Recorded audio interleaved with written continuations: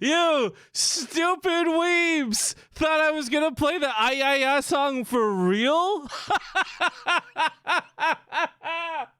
Weebs out! Hello. Good afternoon. Or evening. I'm not sure which. I gotta be honest, guys. After yesterday, I've become a little bit more sick than I was anticipating. I spent a good chunk of today sleeping. Let me give you the quick rundown of how my day went, right? Approximately 2 a.m., 3 a.m., bite my tongue in my sleep so hard that it wakes me up. It hurts really bad, so speaking today is going to sound a little weird. Don't go back to sleep, because of course you've woken up, and God forbid you ever go back to sleep after waking up, so spend the next 3 hours hopping onto your computer, working on map intros a little bit, and then become overwhelmed with exhaustion and go back to sleep. Wake up around 11, 10 a.m., somewhere in that ballpark. Want to order food, but realize if you order food now, you'll be hungry again later. So you order food for 3:30 and go back to sleep.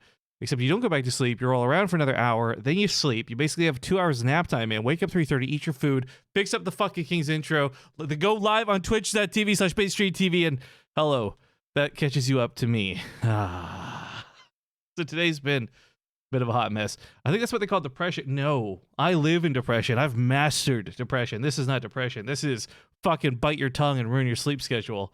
But I did spend the time watching Russian Doll on Netflix. Have any of you watched that yet? I'm not sure how I feel about it. I hated it a little bit, but then really liked it too. And the ending made no fucking sense to me. But the premise was really cool. I liked it quite a bit. You know, you can get an ad-free stream with the Twitch ad blocking Chrome extension. Yeah, I can also get a shitter free stream by banning the Juice 27. Whoa! How crazy is that? That worked for you and for me. All right. So let's go over today. We've got Masa versus Cham kicking things off in the first best of 5 semifinals. Then we have the second semifinals coming up with TLO versus Vindicta. So we have TVZ and TVZ. And the question really, for me, is a lot less who goes through to the finals, but more so which race combination goes through to the finals. Do we have a ZVZ Grand Finals? Do we have a TVT Grand Finals? Or in my ideal situation, a TVZ Grand Finals? I don't know. The, what is this clip? This would get freaking banned today? What? Why are infestors never alone? It's because they usually have a couple of fun gals. Why would this get me banned? Hey guys, why should you never buy a used... I don't know what the follow-up is. I don't want to get in trouble. I can't trust nobody, not even yourself. All right, anyways, I have new map intros. I've fixed up year 0. I'm much happier with it now. And I got players in the lobby here for New Repugnancy. Are y'all ready to rock and roll? Of course, I have put out a tweet. If anyone out there is on the Twitterverse would be willing to retweet it, that would be excellent. Oh yeah, there's a Riga Capella tweeting about the map intro thing. Yeah, for those who don't know, I'm going to link his Twitter here a couple times in chat. Riga Capella is a fella I've been working with to do the maps. I always credit another guy, and I sometimes say his name, sometimes I forget to, but to make sure he gets proper credit. This guy helps me make a lot of the map stuff I do. He's a really cool dude. He's been working with me since the beginning, and yeah, this season took a little bit longer to get going than I would have liked, but very happy to work with this guy. Anyways, players are ready. I'll do these sub shoutouts in a second. Let's hop into New Repugnancy.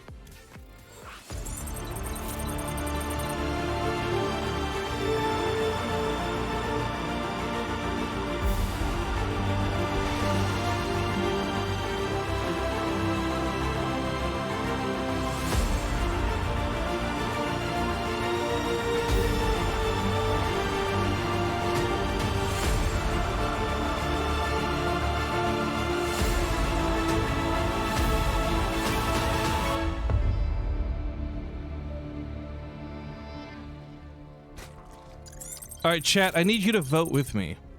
The fella we banned for being a bit of a wang in the chat. Oh, why is it a black screen? It shouldn't be. Let me fix that really quick. Test? Hello? Snap? Meme review? Oh, there we go.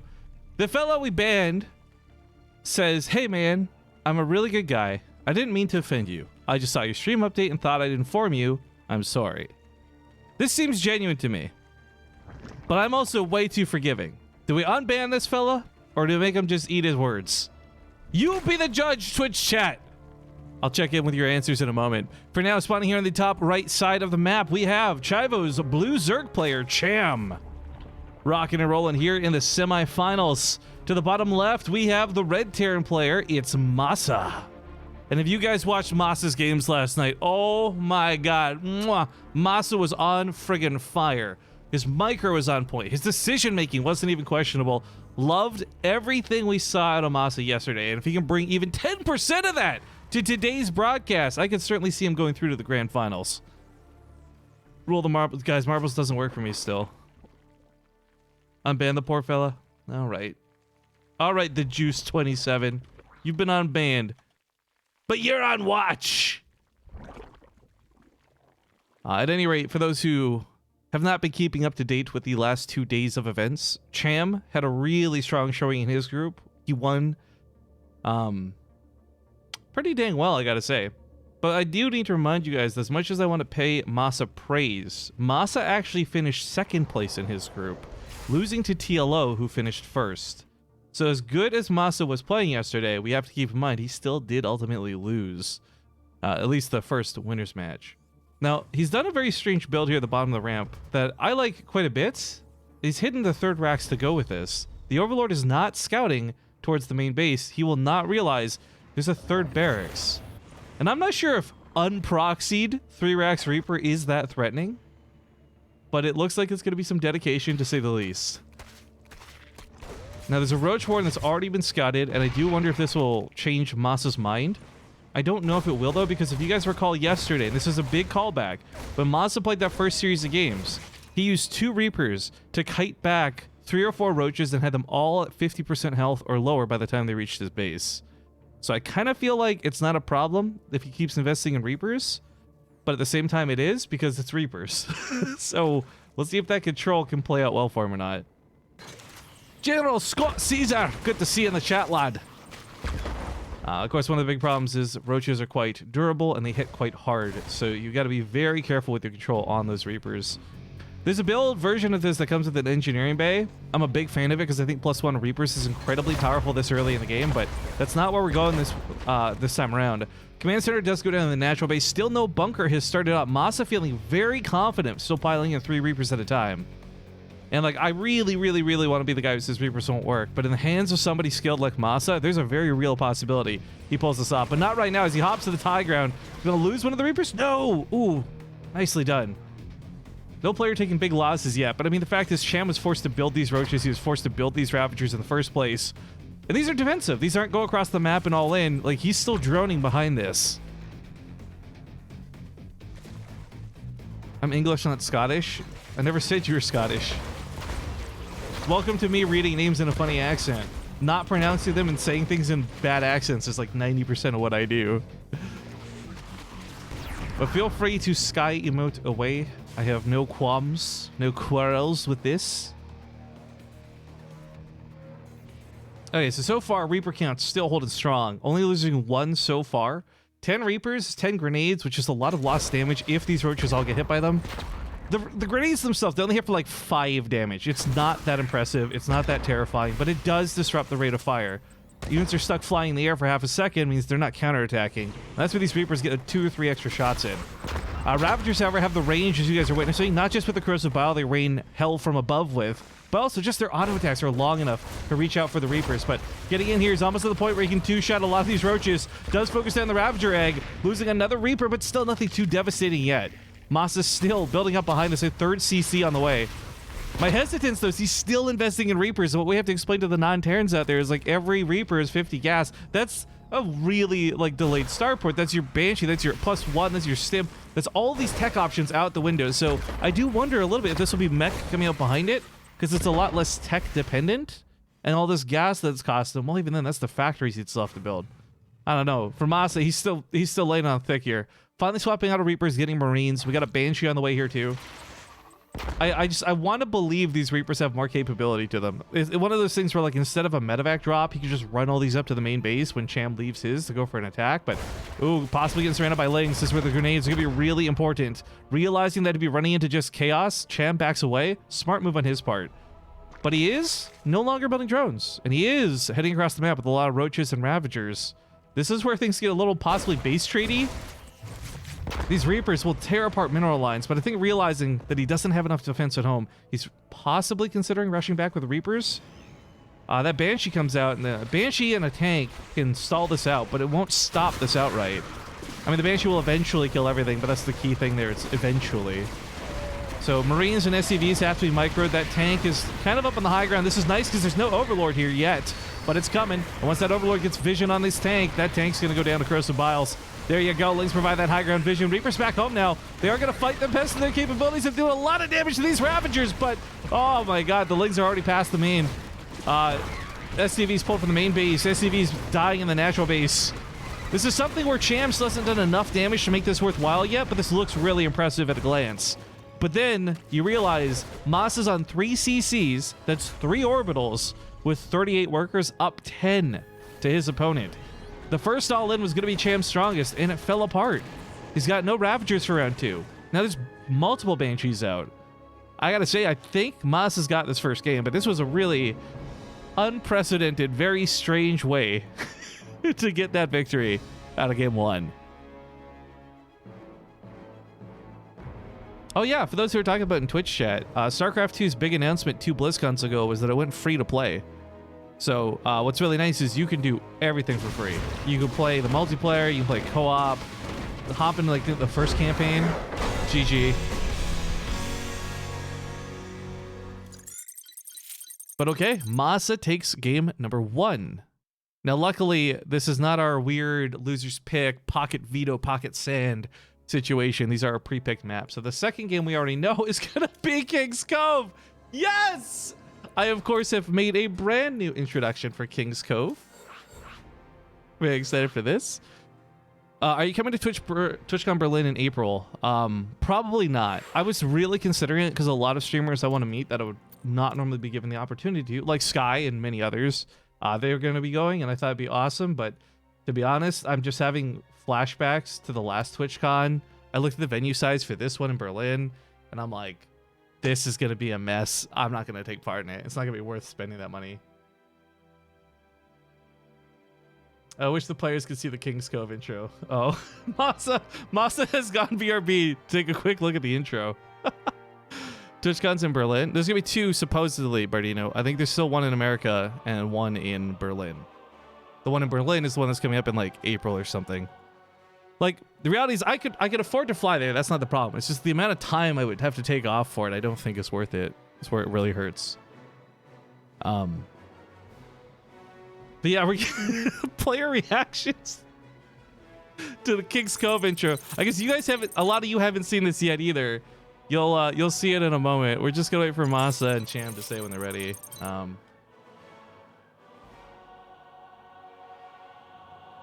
They weren't ready. Masa says that's disgusting. I almost puked. Fucking feels bad, man.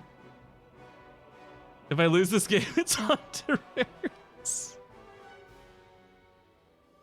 Oh, I don't think the intro's that bad. All right, let's hop into King's Cove. See you guys in game. Feels bad, man. Actually, one sec here. Oh, one sec. Sorry. Got to do some.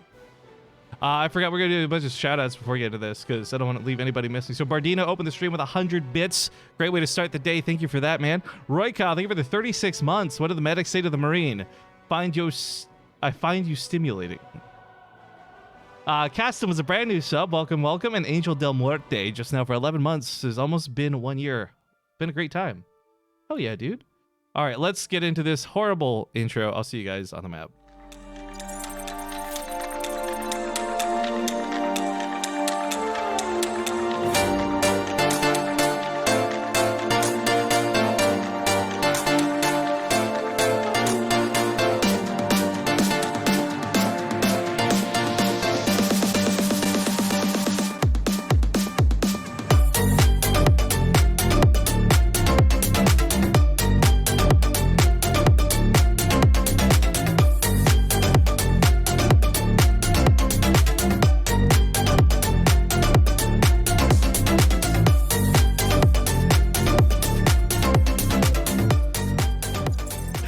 I gotta work on the transition for that one a little bit, but welcome back, ladies and gentlemen. Game number 2 in this best of 5 semifinals match.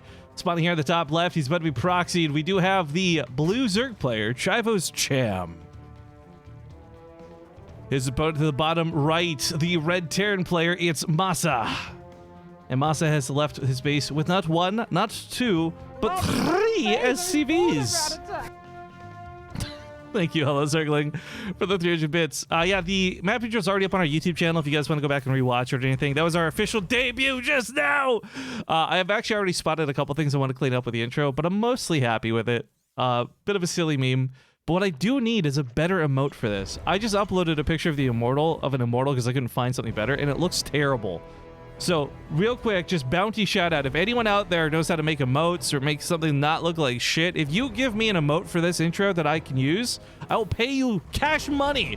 We'll say 20, 25 bucks, something like that, if I end up using it. So, if anyone wants to take on the challenge, there you have it. If not, no big deal. Either way, we can spam some crabs if we need it. We'll see how much more this comes up today. But there's a very different reaction required for a 3 racks versus a 2 racks. And it's also very important to note whether it's going to be Reapers or Marines. Many times have been stated that if you're gonna see a 2 racks, pulling drones is perfectly fine, but if you see a 3 racks, the drones are a much riskier way to go about it. What you really want to do is get some spine crawlers down. So the thing is, it's just not that it's unscouted, it's the type of unscouted that makes this really painful. If Cham pulls drones into this, he's gonna have a really hard time actually holding it. 1 Marine, 2 Marine, doesn't give too much away, but the 3rd SCV might. He does still pull drones nonetheless. He wants to get on top of the SCVs and stop the bunkers from going up. But this is where really well microed Marines are going to shine through. Keep in mind, because Cham pulls off most of his workers to deal with this, he has no income. Plummeted down to almost nothing while this goes on. Now the logic here is like, well, if you stop the attack, it's fine because your opponent has sacrificed to make this happen. But realistically, not the case here. Masa does finish up those bunkers. Not a lot of sacrifice to be had. Now, the key thing is Lings and drones are still going to try and keep the Marines from getting inside the bunkers, but if he just pulls up around his barracks, kites around the other side, he can whittle these down pretty quickly, and these SCVs that were left here, they can repair for a long time. But, oh, staggered and coming out in very awkward amounts. He's also rallied instead of auto-attacking. Masa is making a couple of very small mistakes that are costing him a lot of Marine lives. He's already salvaged the bunker, saying this wasn't worth it. But still producing 3 Marines at a time, no hint of going back home, no full wall off either, no gas is taken to go for a factory transition. At most, Masa might be considering a command center, but to be clear, this is one of those things that's pretty all in. Like, if Masa doesn't win with a push, he's going to be in a lot of trouble. He does fully wall off, so 1 or 2 Lings can't end his life, but this game is going to get spicy and probably over one way or the other very soon. There's a small chance that Masa trades out enough damage to make this worthwhile, and then he can play macro at home, but I want to emphasize the small part of that, because I have seen this done so many times by so many players. Oh my god, he snuck out the SCVs. He's pulling the boys, he's gone full all in with this, and he hid it from Cham's view. Cham's Lings over here still don't scout it. He doesn't realize Masa's coming all in, and all these Lings, all hands on deck, need to be at home. Because what this game was about to be, I would say, over for Masa. Cham has a lot of his army they're going to be wasting all day on depots. And Masa doesn't care. He's grateful. That's 6 Lings that aren't going to be part of the fight. This game is beautiful. It's like a duet by 2 deaf people. Well, if you listen to my casting, it makes it 3, but yeah, this is tough. Queens go back to the mineral lines. They've got a lot of energy for fuses, so the Marines can have a hard time focusing them down. That's where you might be better off popping off smaller units like Lings and drones. Drones trying to mineral walk through on top of the Marines. SCVs trying to center on top of them, keep them off of said Marines. The unit can't hold strong though at 15. If these Marines can kill the workers, then those Queens are certainly gonna die. But the SCVs are not done blocking yet. They're soaking some more damage from those Queens. A 1 goes down. Slay the dragon. And that's gonna be all she wrote? Question mark? The other Lings were never brought home, by the way. They did finally break through, but Masa can just lift off his buildings, and for that reason alone, this is probably game over. Like, worst case for Masa, this is going to turn into a stalemate. Cham can't afford to build a single drone right now. Cham's going to tap out. GG! Masa blazes forward. He's powered by the crabs! I just realized why he probably thought the intro was disgusting now, because it has Protoss featured in it. Dodoy. But yeah, that's going to be the first 2 games down. However, this is not a best of 3. It is a best of 5, and we're not over yet. Cham still has a chance to come back here with Automaton. Masa is unreal. What did he have for breakfast? I know, good question. Explain how that could have been a stalemate, BaseTradeTV. If Masa... So, if the Lings never broke the supply depot down, it's not an option, right? But Masa actually had the possibility of losing all of his workers on the other side of the map, and possibly losing all his Marines, because to kill the buildings of the Zerg player, he's going to have to sacrifice Marines to the Broodlings. And all those Marines are at like about half health. So there's a very real situation where Masa can't mine or land his command center, while at the same time Cham can't build or mine anything himself because all the drones are dead, and he only has 45 minerals, so he can't build another drone. It's not a likely situation, but that was a possible outcome of that game. Regardless, though, Masa takes the 2-0 lead. I'm going to sail on now to Automaton for the next map. I guess we're on the front page tonight, which, bless be, thank you, Twitch overlords, for the little bit of extra exposure for our wonderful game of StarCraft 2. If you guys are tuning in from the front page, give me a holler. Love to see how many people are actually tuning in for the first time. Otherwise, we are just going to hop into Automaton here in a sec. Although, waiting on Cham to give us the go-ahead.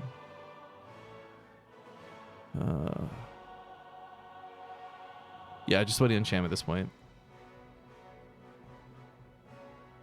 And he says he's ready, so let's hop into Automaton.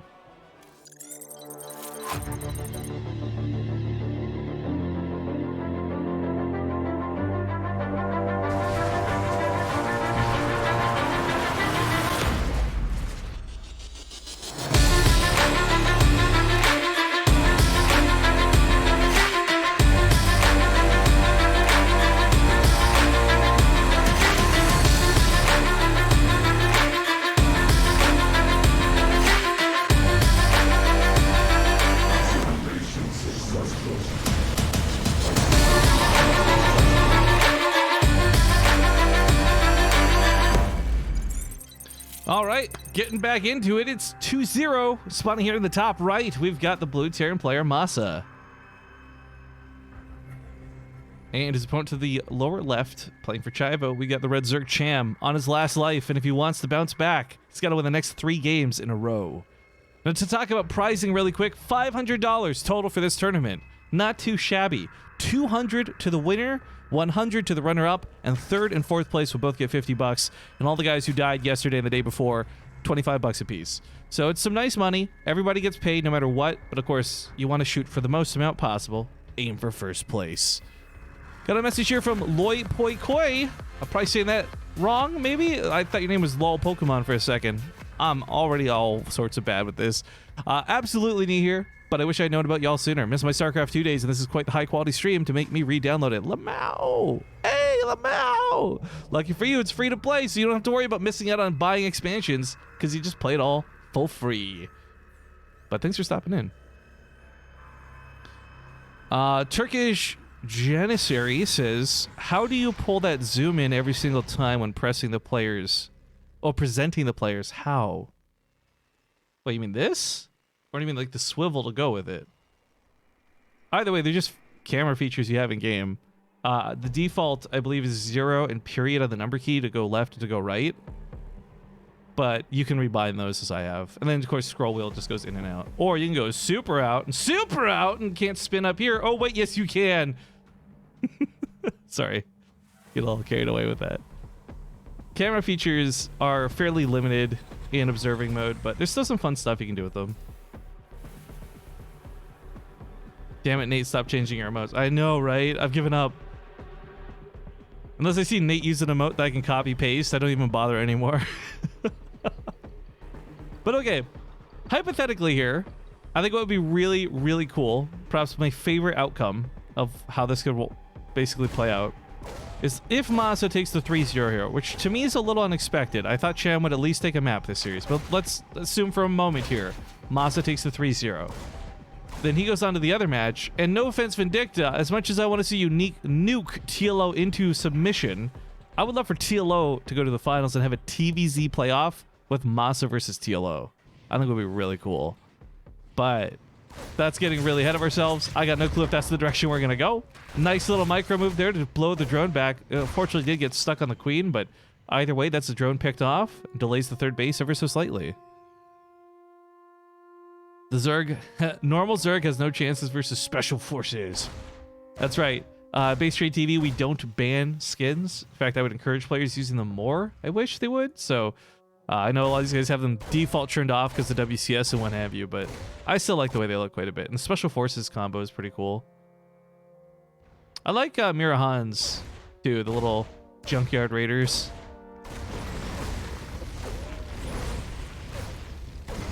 But okay, hatchery is not exactly dying quickly, but it is starting to get to the point where the queens might want to get involved. Masa is also doing something very unconventional right now. I'm very, very confused about this. He's gone for a double Viking opening. Now look, the Pult Viking of the days of old in TVZ has kind of fallen out of favor. Nobody really goes just one Viking anymore, but occasionally somebody will.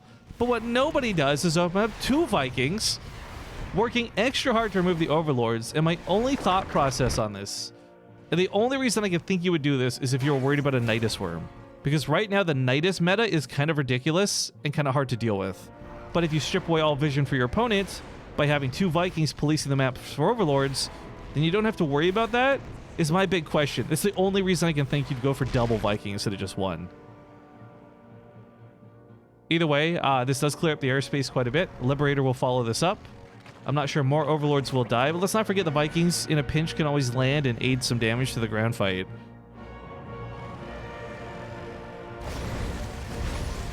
Peeling away a couple of these tumors. Armory coming up next as well. Quick question, everybody. Is the music really loud today? It feels like it's really loud today, but that could be me because I'm getting a cold and my ears are more sensitive. I don't know. If sounds are too loud, I want to make sure it sounds good for you guys too. But people are saying, yeah, it's loud. Okay, thank God. I thought I was wearing crazy pants. I don't know why the music is so loud, but it was driving me nuts. Okay, we'll turn it down a smidge. Just a itty bitty bitty bit. 3 Vikings. Oh my God. There's nothing to stop this. He's gonna actually just kill the overlords like a Protoss player with Phoenix. Like, he can just run through this. Hell, he can land and kill the queen if he really wanted to, but Vikings pick off like 4 overlords. Jesus. That's 400 minerals. 500, excuse me. And a supply block at a point where Cham's about to get hit by a lot of Hellbats. Oh, and the Vikings do land in the main base. Looking to kill a little bit, but it doesn't matter because they've done their job. The queens are distracted. They're not down here defending. Liberator comes into the fight. It's a little too close to the Spore Crawler. It doesn't die just yet, but, well, these drones don't die. That hatchery is very much in danger of dying to Hellbats. Make no mistake, guys. These can bust open a hatchery like nobody's business. That Spore Crawler goes down as well. A single Ling on the other side of the map. I'm not sure how he got here. Well done, though, little guy. The Hellbats straight out, but, I mean, the cost of the Hellbats dying was the cost of the Overlords dying, right? Like, this is something that's fine. He finishes his wall off. I guess there was a small, there we go, hole in the bottom side. Hellions will hold this wall. These Vikings are still in the main? I see with a question mark? Like, to me, at a glance, someone goes double Vikings, I'm like, what a troll build. But this has actually worked out pretty well for Masa, and there is going to be a Nidus Worm coming out of Cham. Now, keep in mind, with the Overlords having been shut down, there's not a lot of open vision readily available. And for those who are coming from the front page of Twitch, the Nidus Worm is so different than you may have ever known it to be, or maybe it's their first time seeing it.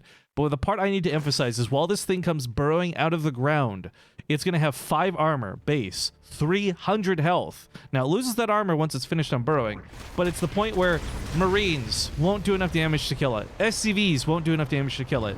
Like, he's going to have real, sturdy army units on top of that Nidus Worm to stop it from unburrowing. But the key thing above all else is you need vision to put Nidus Worms down in the first place. So the Vikings take out the Overseer. They should be able... I want to say they should be able to kill this, but I honestly don't know nowadays with that armor value.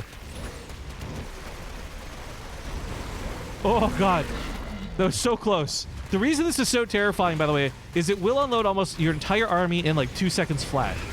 So the point is, not that the Nidus Worm itself is so scary, it's the fact that the army that comes out of it is there in an instant. Look at that. That Sphincter is working overtime right now. All the queens, all the roaches, everything's here on the front line. Where's that Liberator? Where? All hands on deck right now. We got Cyclones coming out, tanks coming out, Vikings gonna have to land.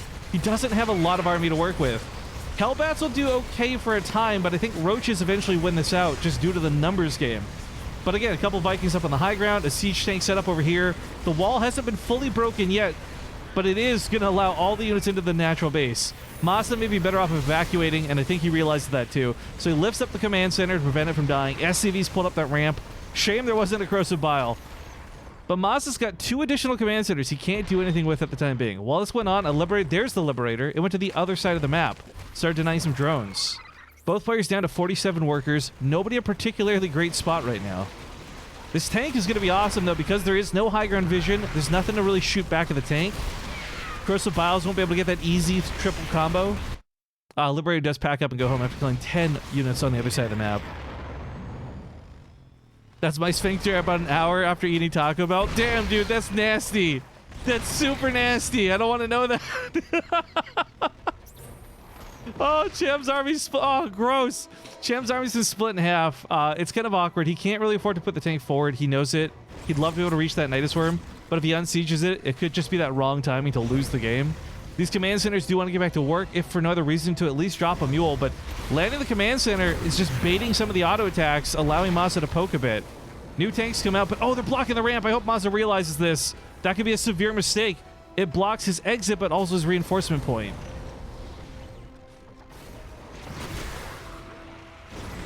I gotta say, the tenacity here from Masa as he tries to hold this off still really impressive to me. But that command center's getting damn low. Tanks coming out now, trying to push on top of this. Looking for those corrosive bile hits on top of the Liberator. I think he's got 12 health, was getting repaired. That thing got a few extra shots that were absolutely necessary to hold this game together. But no matter what, at the end of the day, Masa, despite having 3 CCs, knocked down to 29 workers. I gotta say, this worked a lot better for Cham than I thought it was going to. And he's gonna land all his command centers, and of course, the second he does, boom, he's gonna have like 7 mules out in the field. He'll have some money soon. But mutas are the transition point. A 4th CC was made. It's mech, which just classically doesn't have a lot of great anti-air to begin with. But because Masa went so Viking heavy, he already has anti-air.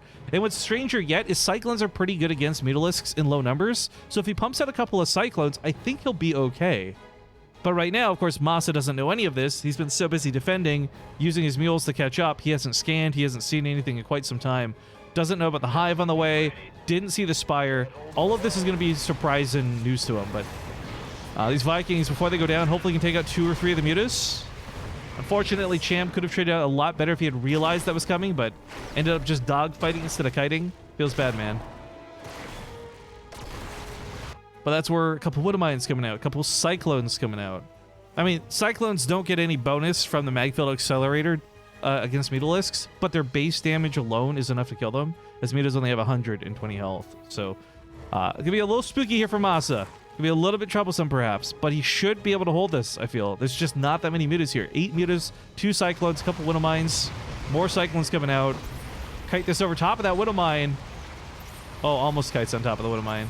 Awkward. Of course, the Widowmine's splash damage won't kill the mutas, but it will just kill a single Mutalisk, which is more than enough.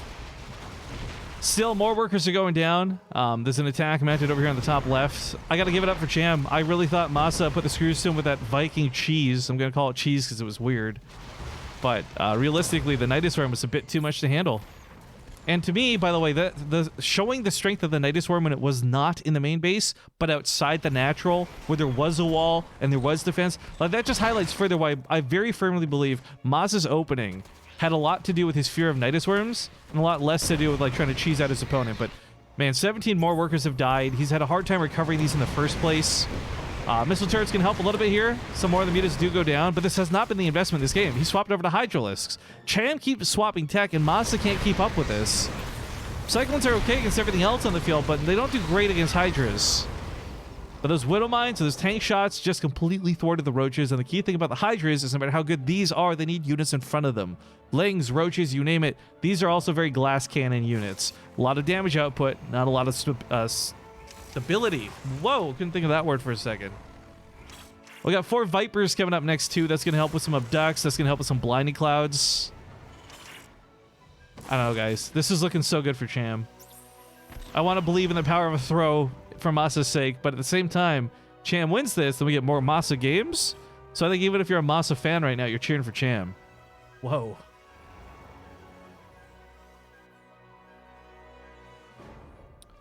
Why is that guy's building fly away? It doesn't seem fair. Because life isn't fair, dude. What they taught you in school was wrong. Oh, these tanks. He needed more of them. Like, seriously, 2 extra tanks, and I think this is a joke to deal with. But unfortunately, already losing his forward defenses. A couple tanks go down.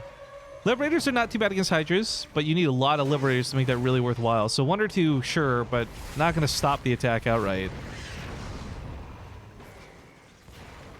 Oh no. Am I lagging? Are they lagging? What's happening? Oh, a little bit of freeze there. Hopefully it's not on my end.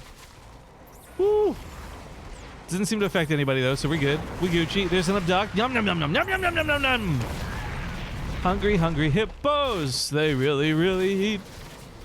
Okay, so he grabs this, uses most of the Viper energy. Okay, too bad, so sad, loses a couple Cyclones. Cyclones aren't that great in this situation. In fact, it's almost better that abducts are used on those instead of like a siege tank, but there we go. Vipers basically have unlimited energy and reach, so they grab the siege tanks anyways. Forget what I'm talking about. Let's continue to balance whine about Terrans getting mules. Fuck! No, but good choice to go for the Vipers. I really like that selection here out of Cham. This command center is probably going to die to the Hydras. There's a lot of damage on top of it. Feels bad, man. Oof. Luckily, that wasn't like a main base lifted over. That was just the 4th CC it built early on, so not the end of the world to lose that, but Masa is struggling. Both players have had some pretty nasty supply blocks this game. In fact, take a quick peek at the income. Much as I would like to make jokes about mules. Resources lost has almost evened up, but the income, much better for Cham. Means his position in this game, I'd say a lot more favorable. Vipers are super effing annoying. Yes, they are. I like to do a lot of sarcastic balance whining, as I'm sure you guys have heard. But if there was one unit I could genuinely go all day about, it would be the Viper. It's such a dumb unit. And maybe Zerg need it, maybe they don't, but I wish they didn't have it.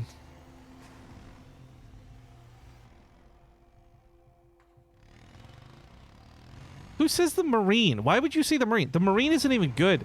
What makes the Marine good is the fucking medevac. A Marine on its own is trash, fam. Oh, we forgot about the Nidus Worm, and so did Masa. He's rushing back to the main base now, but unfortunately, I feel like this is a sick bait because while he gets pulled out of the main base, it exposes his 3rd, which is his new command center as well. And yeah, nothing was in that Nidus Worm. That was 100% a bait. Masa took the bait. Cham now moves in to kill another command center at this rate. SCV is going down, abducts on top of the Cyclones once more. Tries to repair the command center. He knows he can't afford to lose another one of these. And that was a really sick bait out of Cham. I gotta give him big credits for that one. Because that wasn't just like he chose not to unload. There was literally nothing placed into that Nidus Worm. He's doing this again, and I think with the intention of just psyching Masa out. There's no units presently in this Nidus Worm. There's 10 Broodlords on the way, though. Luckily, those don't go into Nidus Worms. You guys know what? I don't know why I just thought about this. I just visualized a Broodlord like diving into the Nidus Worm only to be spat out on the other side. How gross would that be? But then I'm quickly reminded that something even dumber does exist. Oh, he does end up loading the Hydras in. Okay. I guess that was the army that ran back home. Seizing the opportunity, he's like, well, if you're not going to kill my Nidus Worm, I guess I'll use it. Why not? This is a nice +2 armor that's going to affect air weapons, or air units. Is going to affect the ground units. Just armor all around denied here. And the armor going down too is pretty nasty. Oh, he does have a backup one though, so +3 is on the way. But if you guys have never played co-op, Stukov gets Banshees, and his infested Banshees, for whatever reason, have the ability to burrow into the ground. So the Banshees do like a nosedive at the ground. They burrow, and then they regenerate health faster than anything you've ever seen burrowed in your life. And that's what I'm now thinking about Broodlords. Just taking that nosedive. They just go flat to the ground. It's like camouflage. GG's get called. No epic fight. It was a long, slow death. But Nidus Worms did win this, and Cham takes a game. Hey, Cheese1337, thank you for the Twitch Prime sub. Glad to have you join. It is particularly dark in my room. I feel like I need to turn some lights on. I also need to take a small break, so we'll go to some commercials. We'll be back here in about 2 minutes, and we'll get game number 4 going ASAP. Thanks for watching, guys. Feeling uneasy about StarCraft's future? The future. Are you unsure if you can afford a war chest? War chest. What about WCS? WCS. Well, Well, don't fucking worry. Winning. Check out the war chest. Quit wasting your day grinding the ladder and losing those precious ladder points. For a limited time, you can level up your war chest, unlock skins just by simply watching BaseTradeTV. Monday through Sunday. Sunday. Lots of skins. Hell yeah, there are. Buildings too. We also get part of the sale. Cash money. Just use our unique link or click below the stream. Contributions from the war chest will go towards funding BTSL Season 3. While the war chest and the affiliation we have with it are thanks to Blizzard, please understand that the thoughts, opinions, shitposts, and memes we represent do not represent Blizzard Entertainment. There are no side effects. This isn't a drug, but if it was, and if there were, they would include became slightly taller, muscle definition, sexual appeal, larger general sense of well-being, and the inability to be tilted on the ladder thanks to all the cool skins you have now to show off. Speaking of building skins, here's a joke for the road. The war chest is like an emotional wedding. Everything comes in tears.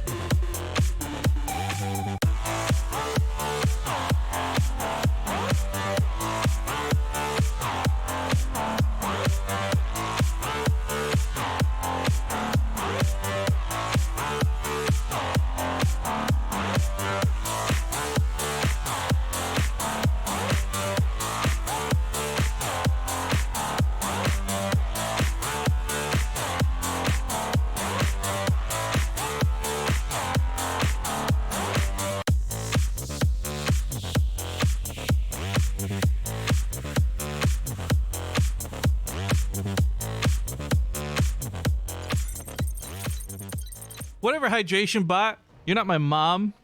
I may or may not be drinking water. It's not up to you whether I am or not, though.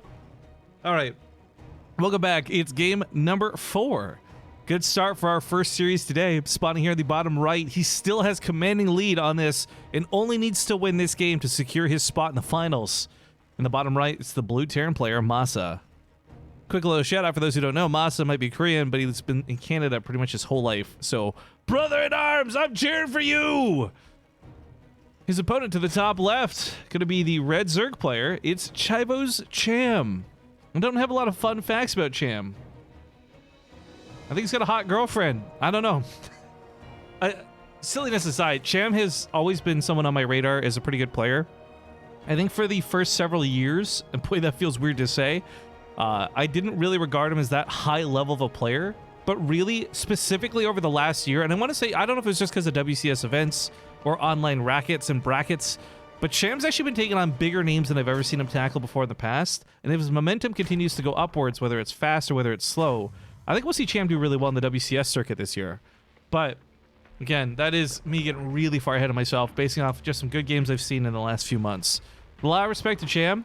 And of course, he did really well in his group. Let's not forget that. Remember, he came out first place in his group to get here.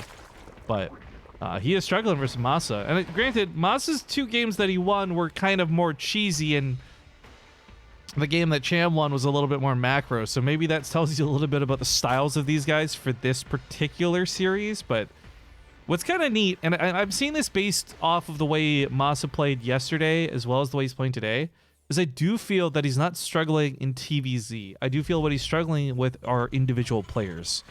And this reminds me a lot of other situations and dynamics we've had. Scarlet, Neeb, they can beat everybody everywhere, but then for some reason, Masa comes along as a roadblock. But then you've also got Masa who can't beat TLO or something. You know what I mean? It's just, it feels so much more about the player he's playing and less about the race of the matchup. And for that reason, I actually really enjoy watching Masa even more, I'd say. Because it's not a balanced wine fest, and it's not about Terran or Zerg being broken. It's about the players he's playing. Like that game just now with Cham. Totally got mind-gamed. I don't know if that still works with other players. Cham is really well known for being very brute force. Not really going for a lot of finesse and tech, but instead just going for like a lot of units and damage. And to see those Nidus Worms come out, like from any other player, Masa may have taken a second to think that's maybe a fake out. But against Cham particularly, it's like, wait, this is Cham. He's probably actually all-inning me because that's how Cham plays. So again, I don't want to deep dive too much into it because I can't speak for the players without actually asking them directly, but that's my thoughts on it at least. Also, this Reaper does get shut down, but Cyberforce doesn't have a lot of extra openings to get up to the main base with. You weren't likely going to get too much use out of the Reaper in the first place. Cute little move on the factory, by the way. Lifts this up so he can push off the Overlord that sits above his base. Masa, of course, a little paranoid about vision. That's very evident with his double Viking opening from last game. But even then, just picking off an Overlord not only denies vision, but supply blocks your opponent, forcing them to spend another 100 minerals that they weren't planning to spend. So it's a nice pickoff to start with for sure. Third CC comes down very quickly. This is reminding me a lot of what we saw yesterday out of Masa. I keep throwing all these throwback references to the day before, and again, my apologies for those. I know we're on the front page. Many of you weren't here at all for those games I'm talking about, but for me, it's very fresh in my mind still because we just watched him play barely 24 hours ago. Factory Chan? Good job, Factory Chan. Ah, yeah. Why are we weaving this out? Can we not ruin StarCraft, please? Thank you for the 500 bits, by the way. Some sick beats. Natrix Lamau. Great games. Great casts. Great lies. But thank you. I'll eat them up. Nom, nom, nom, nom, nom, nom.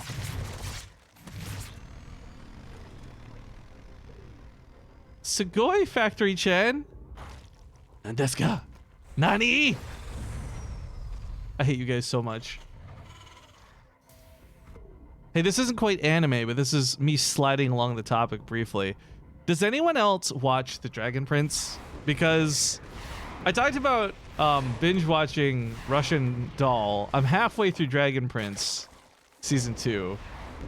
God damn, I love Claudia. She doesn't quite count as anime, so I don't know if it's safe to call her a waifu, but damn. With the JoJo references, not good enough for you. Oh boy. Let's not get started on JoJo references. This is trouble. I don't think he has the damage to break the Nidus Worm. Even if the SCVs get pulled, remember, this is a 5 army. These SCVs are dealing 1 damage to it.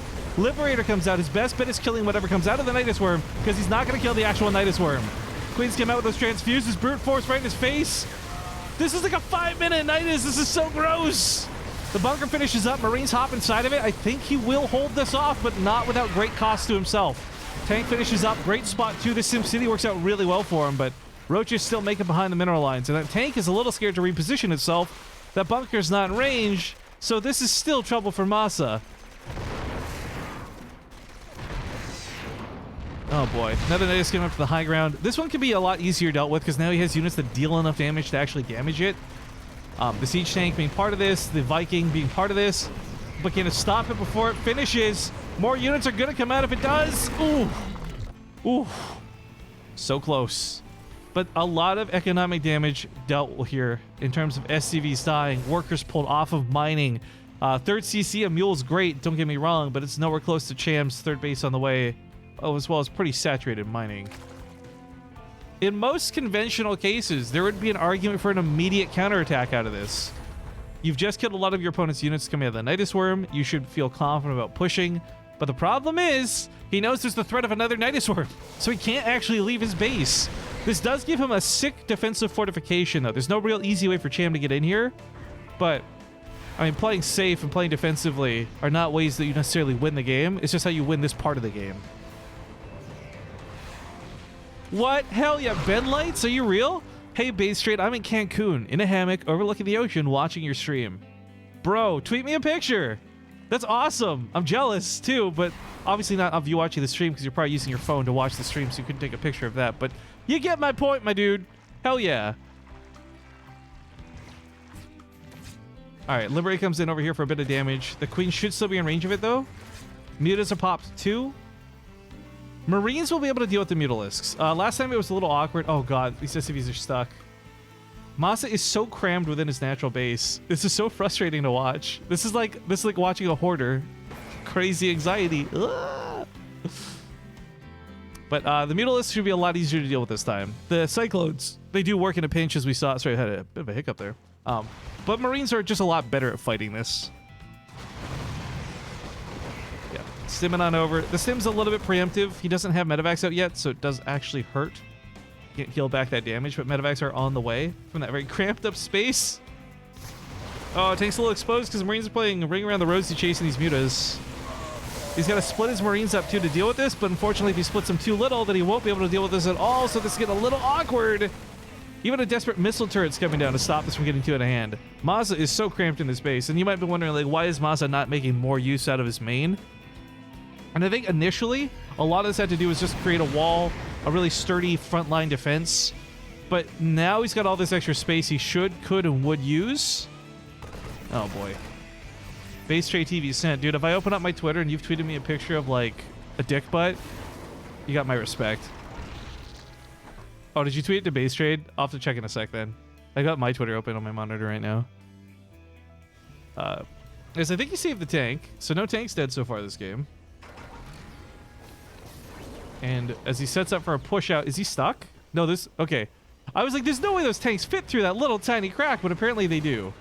Couple missile turrets, a Viking left at home. He even scoops up one, not both, because they don't both deserve to live, of course. Only one. Why would you not pick up both SCV? God damn it.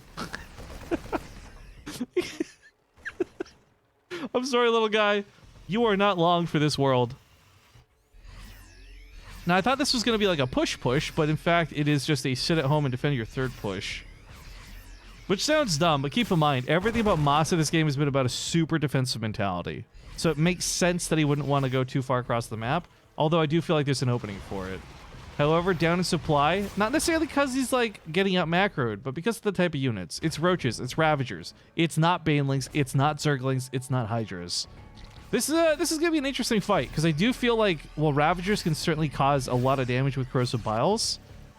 Bio tends to win this fight out more often than not, especially with just a couple of Siege Tanks in support, and he has a couple of Siege Tanks in support. Oh man, I just opened up on my phone. Assuming you're not bamboozling me by taking a picture on Google or something, dude. That looks sick. That is a sweet vacation spot. I don't know why you're wasting it watching me on do StarCraft. But man, have a great vacation, my guy. Now it looks like a drop did get to the main base. Sorry, while I was checking my phone. Whoopsie daisy. It kills a couple of workers, but he pulls the majority of them away. Same down here to the south. That's one dead hatchery. That's possibly two dead hatcheries. This is where the lair is, of course, and we're in a bit of a base trade. As Cham's not coming home to defend, but he's pushing into the tanks. Corrosive Biles land hard, but a lot of the roaches on the front line go down. I'm not sure if there's a way to hold on back at home, but one thing's for damn sure. You guys better use those Ace 1s and Ace 2s to the Twitch chat while you can, because things are getting nasty. There's so few units left, but all the Marines are so badly injured, he can't seem to keep up the fight. So picking up, unloading over here in the main, taking a second to heal. SCVs, meanwhile, on the other side of the map being pulled away or into the fight? I guess there's so few roaches he could surround and kill, and if he stabilizes and gets back to mining, Masa's going to be in not bad of a spot. That's a big if. Right now, the mutas are policing these medevacs, so there's no escape, unfortunately for them, so that's all of his momentum on his opponent's side of the field now gone. Even Queenskin out here to chase this. So this totally went base racy for a moment, but let's look at the supply count, right? Coming out of this, both players losing a lot of workers. Both players losing buildings, and just frankly, Masa's outgunned on the return. This is where roaches are pretty gross. Very cost efficient, very supply inefficient. That's the trade-off. You don't need a lot of money to make a lot of roaches. But of course, you never really want to fight a maxed out army. However, Masa's nowhere close to maxed out. Picks up the SCVs. He's got some Marines unloading here too. Corrosive Biles will be the biggest problem because those will remove those siege tanks and any units hovering over them like these medevacs. Still holding onto that choke to the best of his capability. Cham isn't quite breaking through just yet, but those Corrosive Biles have removed the tanks from play. New tank comes out, but it's got no cover. No SCVs left to pull. I think this is it. I think we're going to go to game 5, folks. GG's get called. And yes, we're going all the way. This is the ace match. Game number 5. With the score tied up 2-2. Now, the last map in this series will be Port Alexander. I'm not going to play an incredibly long break. In fact, I'm not even going to go to a break screen. So basically, if you're a subscriber, you're not going to get ads here. If you're a pleb, I'll see you guys in a minute. But for the people who didn't get ads, we're hosting at Port Alexander, and this will take just a hot sec. Hey, Gibby, good to see you in the chat today, man. Thank you again for last night. Oh, wow, we got a lot of people tuning in now. What's up, 4.6K viewers? I don't know what that was. I was going to try and do like a gang sign, and then I didn't do it, so I just did like an awkward... Okay, fuck it. Hey, how's it going, guys? All right. Port Alexander, final destination between these guys. No chances after this. The winner moves on to the grand finals. The loser falls out of the tournament, finishes up with 50 bucks.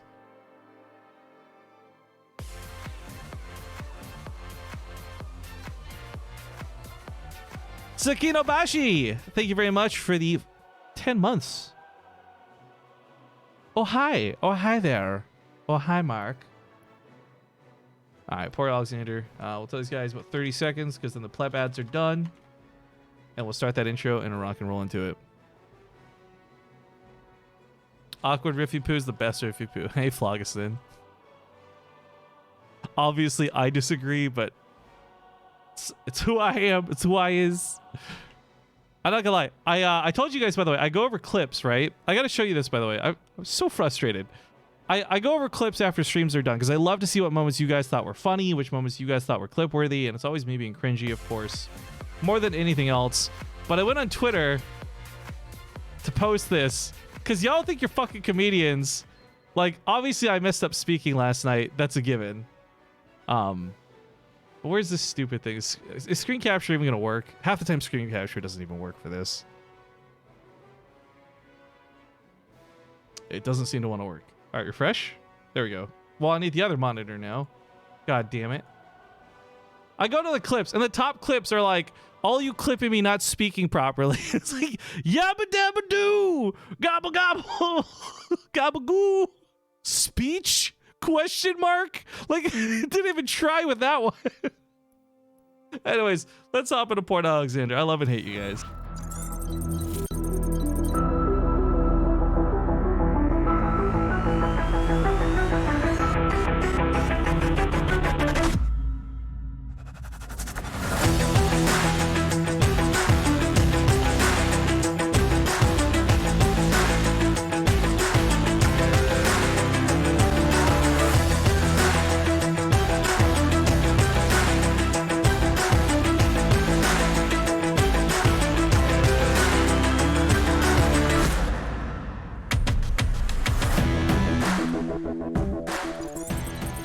Miha559 says, thanks for the stream, even though I have no idea what's going on.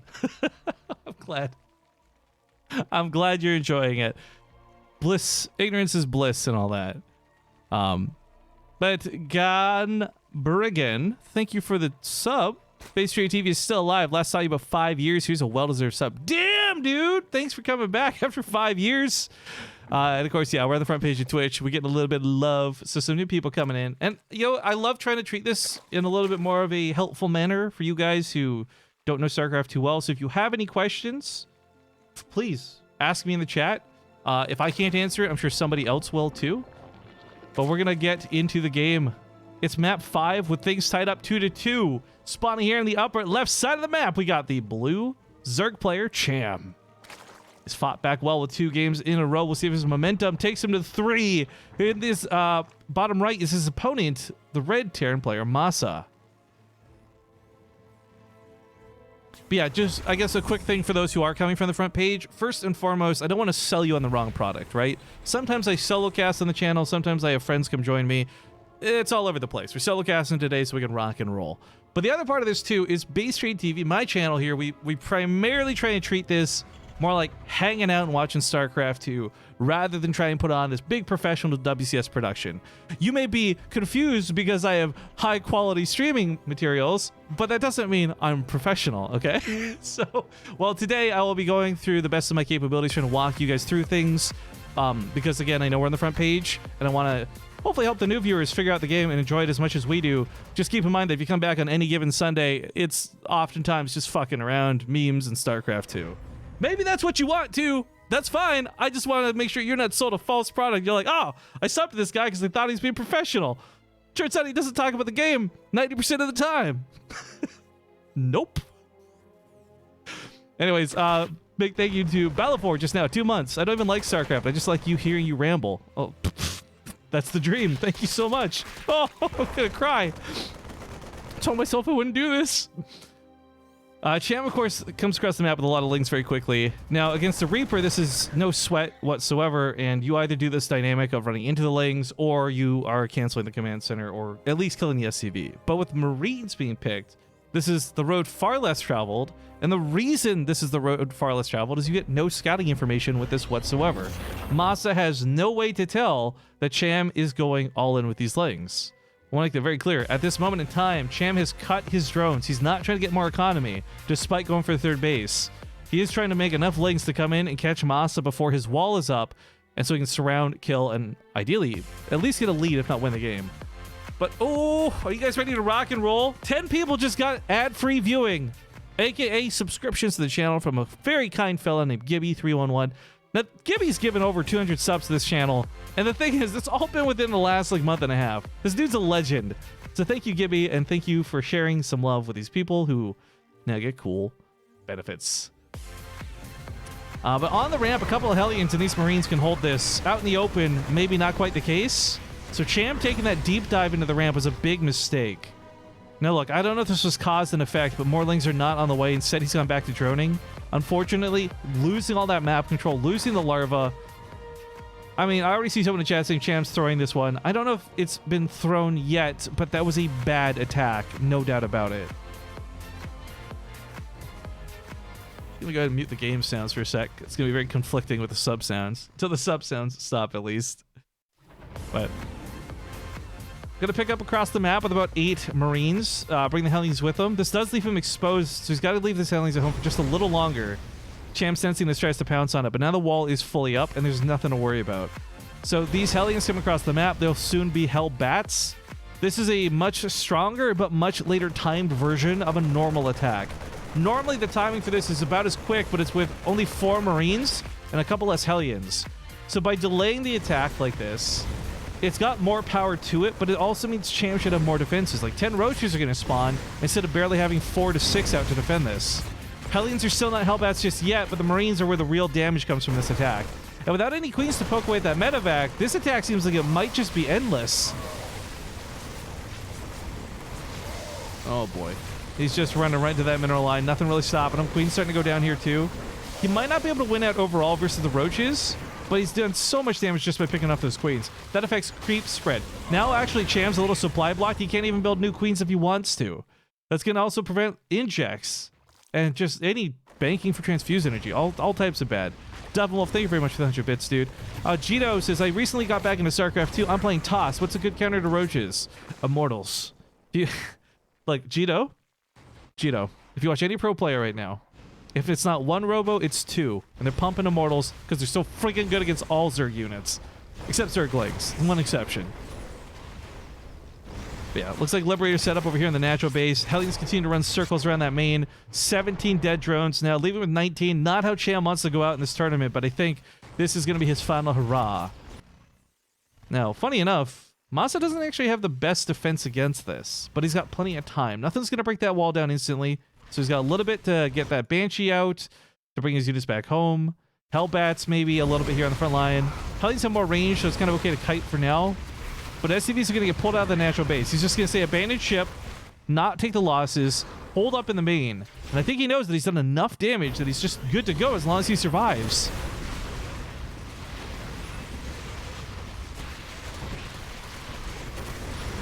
SCV's desperately trying to hold that wall. Here we go. Final attack. That Banshee, though. Where did that Banshee go? Wait a minute. Did he lose the Banshee to Corrosive Biles? Masa just lost. He did. Oh my god. Okay, well, not how I expected this to go, but congratulations to Cham, who takes it goes through to the grand finals. And now he waits to fight against either TLO or Vindicta. But we got to give some credit to the comeback. Not just in that individual game. Because I really feel like if he didn't lose that Banshee, I believe he wins that game 100% of the time. I can't believe I didn't even see him lose the Banshee, because in my mind it was just so impossibly important that he would never lose the Banshee. But whatever. The point is, Cham comes back from a 0-2 deficit to win 3-2. Damn impressive in my books.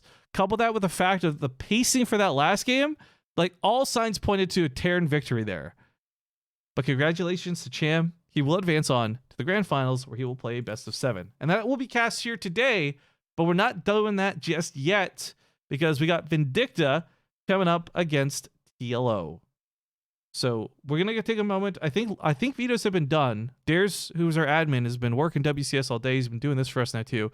We're gonna take a small break while we confirm with him what's going on, get the maps opened up, locked and loaded, and we'll be back in a few short moments with TLO versus Vindicta.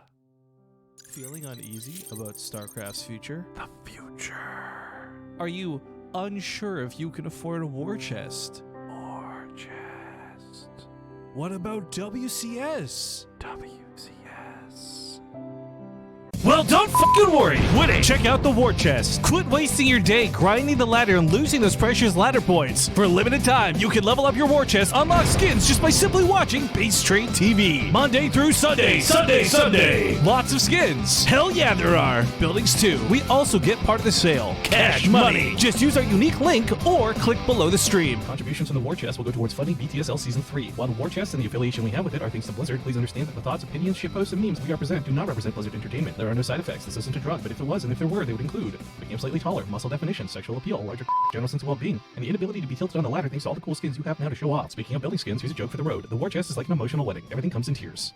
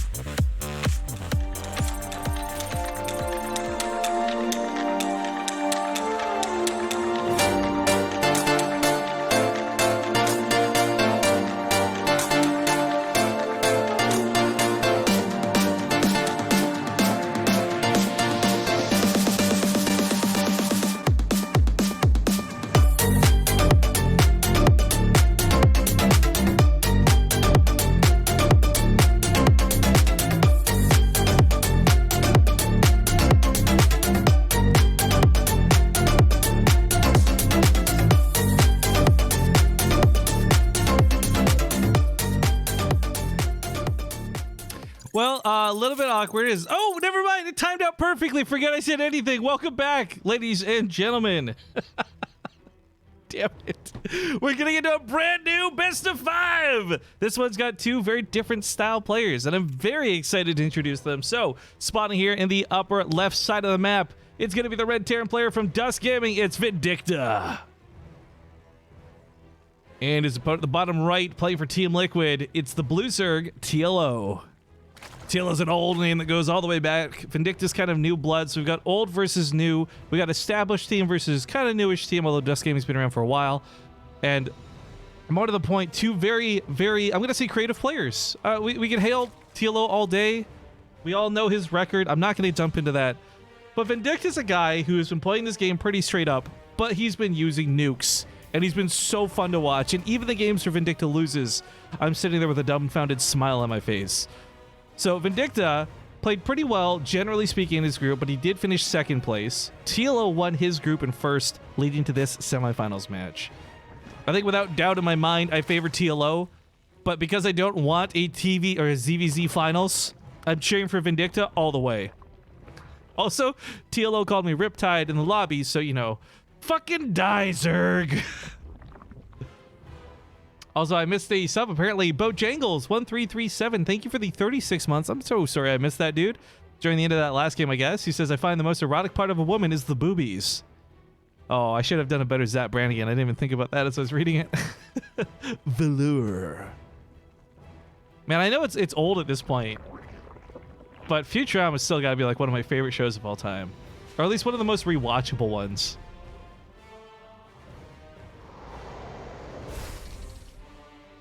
Oh, yeah, that's right. Dare's bringing up the fact, TLO, if you guys missed the cast on it, he was actually casting Vindicta's games with me on Friday. So does that give TLO an inherent advantage? Is this really unfair? Should we call into question the integrity of the tournament? I mean, yeah, but I don't care.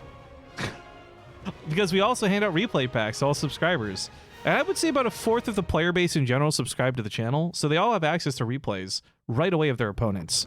Now, there have been some situations where players have made the case of like, hey, I'd really appreciate if you didn't share my replays till after the tournament was done. And I've never refused them. I've always said, okay, fine, we'll send them out a couple days later type thing.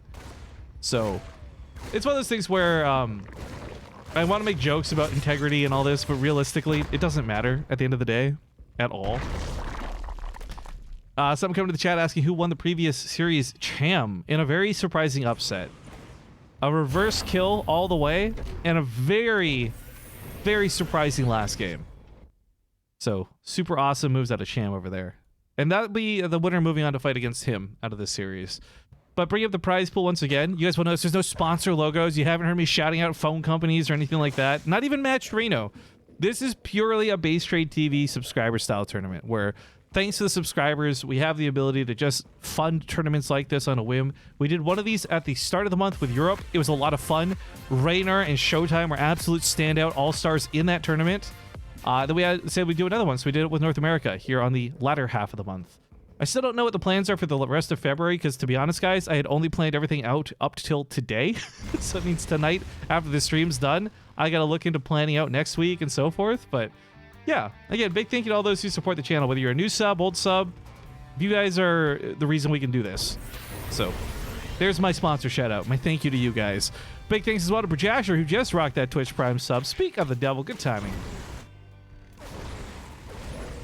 Helling's coming down to the south side. TLO being very cautious with his drones. You guys noticed earlier on, he did double extractor cancel. Keep the drone alive. Same thing happening down here. Builds an extractor. I don't think he doesn't necessarily need this gas, but keeping the spore crawler might not be too bad.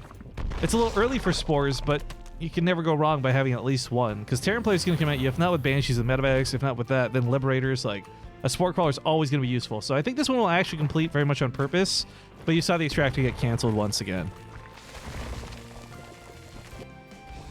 Main base for TLO2, not going to be too exposed. Spores everywhere. He should be all good.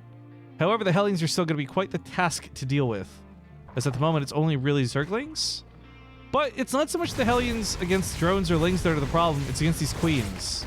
He needs the Queens to be kept alive, because he needs a way to shoot down those Banshees once they inevitably start coming. And in fact, here comes that first one just now over the mineral line.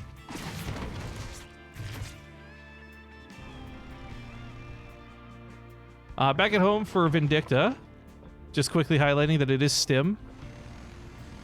So we're not going to have mech or anything quite so strange come out of him. And that's fine. I actually, we saw Vindicta do mech, I think, once, to my recollection. I wasn't a fan of it. I've really liked his bio play, pretty through and through. What's this mech Xavier says with a bunch of 1 bits? Between base trade, Wardy, GSL, and WCS, I've gotten so much StarCraft, I fear a withdrawal coming soon. I'm sure it's the other way around, dude. It's like you've eaten too much food, now you're gonna throw up. You've had too much StarCraft. It's too good, too much to handle. But respect to this so far, really good on the defense. TLO keeping a lot of his weak units back. Still very adamant with trying to spread creep. The Spore, I really love that middle Spore Crawler he set up. He's moved it now to the 4th base. But it was going to be good just to help cover transfer units too. So these Banshees have really had no opportunity to do very much, well, anything. Helping clean up some of the links in the middle of the map, but these links straight out for the Hellions, so it's still kind of an okay use of the links this early in the game. I mean, without Banelings or anything else, the links are kind of just garbage units. So, getting good use out of garbage, I guess you could say. I just realized how many coins are on this map. What kind of skeleton is that, though? Are those wings? What am I even doing? Super ADD right now. Sorry, guys. 3rd base set up for Vindicta. He's going to want to wall this off ASAP. Just to make sure there's no run-bys like this that come by and hit him while he's walking around the map. Oh, boy. It's always like... It's one thing to just kind of get caught in your own thoughts. Like, huh, it's another thing to do in front of 5,000 people. So, yeah. Whoopsies. I think there's a couple of moopies on... No, it's a different map. Okay. For those who don't know, just a little side tangent here. There's usually some Easter eggs hidden on most of these maps. Usually on the corners or places you're not meant to look. Sometimes they're really obvious, and sometimes they're cool and hidden away. Like, my favorite one of all time was talking about this with TLO when he was casting me. On a map called King Sejong Station, you can't see it unless you twist your camera like this and zoom in. But there's a Lich King, like from Frozen in Ice, like from Warcraft, hidden on that map. And there's always been little fun things here and there some of the map makers sprinkle in. The moopies are on Cyberforce. Okay, thank you, Shushai. There you go. All these new maps just look the same to me. But I guess this one's just about pirate and gold. Yar. King's Cove. King's Cove, me lads. Alright, Lings are dealt with so quickly. This was such a bad run by the TLO. The worst part was he got caught kind of stuttering with the Lings up the ramp.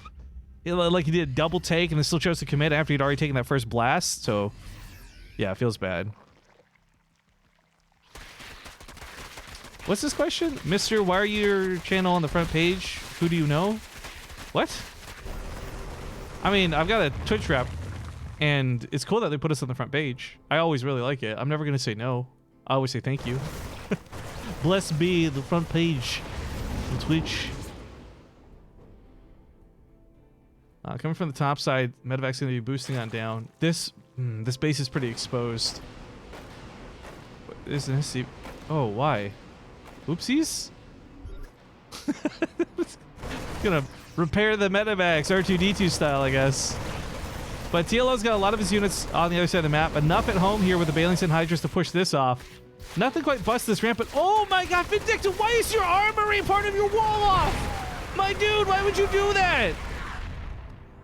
Oh god, it's okay. Not only does he lose his +1 weapons there, he loses the armory, which for the non-StarCraft people maybe tuning in, you can't advance your tech with Terran without an armory, so he has to rebuild this immediately. Luckily, he had already started 2-2 in his engineering bays, but he can never go for +3 weapon upgrades if he doesn't have an armory. So it's kind of like, why would you put such a valuable building on the front lines, part of your wall? It's just asking for trouble. There's a well-known Korean player named Ryung. Thank you, Go Punchinger. Any relation? No, okay, anyways. Thank you for the bits, man. There's one Korean player named Ryung, and he used to do double engineering bays as part of his wall because it helped you wall off faster, but then it puts your very important upgrading buildings in the front line. So, I don't know. This is not the first person to have ever done this, but I always question it when I see people do it. Now, Ling's getting on top of this army. Do get blasted away by the tanks, but they do cause a lot of friendly fire damage to those Marines, so those tanks end up being a double-edged sword, but caught in the retreat by the drop forces he had left in the bottom left. TLO's going to lose these Hydras. I love the decision making there, though. Upon his death, he focus fires down the queens. Or not the queens, the medevacs. Whoa. I guess those ladies piloting would be queens to some, but very nicely done. Makes the best out of a bad situation. But this is where it's going to get really interesting, too. Not only do we have banelings and lings and hydras and all these wonderful things, now we've got fungal growths as part of the equation. Now, these infestors, they completely prevent units from being picked up in the medevacs. It casts a spell that blankets the army and a very weak damage over time. Oh, he's trying to do some burrowed banelings. Vindicta doesn't fall for it, though. Oh, I love it. This is TLO being peak TLO.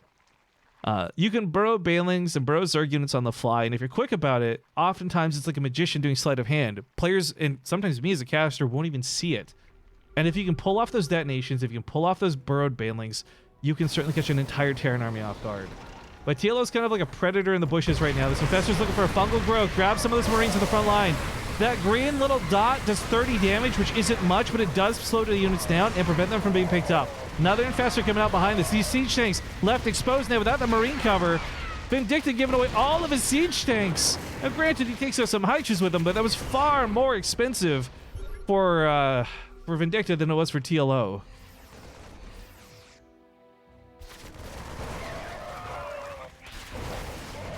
Another great fungal growth. Couple of burrowed Zerglings. Bit of a misclick, maybe? Infestors just don't get a lot of use. They don't get a lot of love nowadays. They've had a lot of changes to them over the last year. But the fact that fungal growth can prevent units from being picked up is great. A lot of death here for Vindicta in the early game. Resources lost, not that desperately different between the two, but not great for our Terran. With the way he's playing, he should be trading out a lot more cost efficiently. Where's my cop says I'm gonna download StarCraft now and learn how to play. Thanks for ruining my life. You're welcome, dude. Enjoy your free-to-play horrible experience. But oh, I just realized we got ghosts, 4 of them at a time. Now for me, in every hopeful bone in my body, I'm like, let's see a nuke. Because this is Vindicta. He's a guy who likes to do nukes. He'll throw down additional ghost academies. Sometimes he'll lock and load 2 or 3 of them. But I'm not so hyped about the nukes necessarily as I am the ghosts right now. On one hand, it's EMP for counterplay. You can cast a spell from a ghost that drains the energy of other spell units, so things like those infestors can't cast that nasty fungal growth ability if they don't have energy. EMP can be really efficient. Ooh, that sucks. On the other hand, too, though, they've just got great bonus damage against light units, 24 a shot, so it's against hydras, compared to a marine shooting for 9, as an example. They're durable, they have a lot of health, they can take baneling hits because they're not classified as light units. This is actually a really weird misconception. I've run into a lot of other players, and even a couple casters time to time make the mistake of it. Ghosts are just psionic. They are not light units. They will. I was part of this crew too, by the way, so I remember it so easily. But they are not light units. They don't take any bonus damage from banelings whatsoever.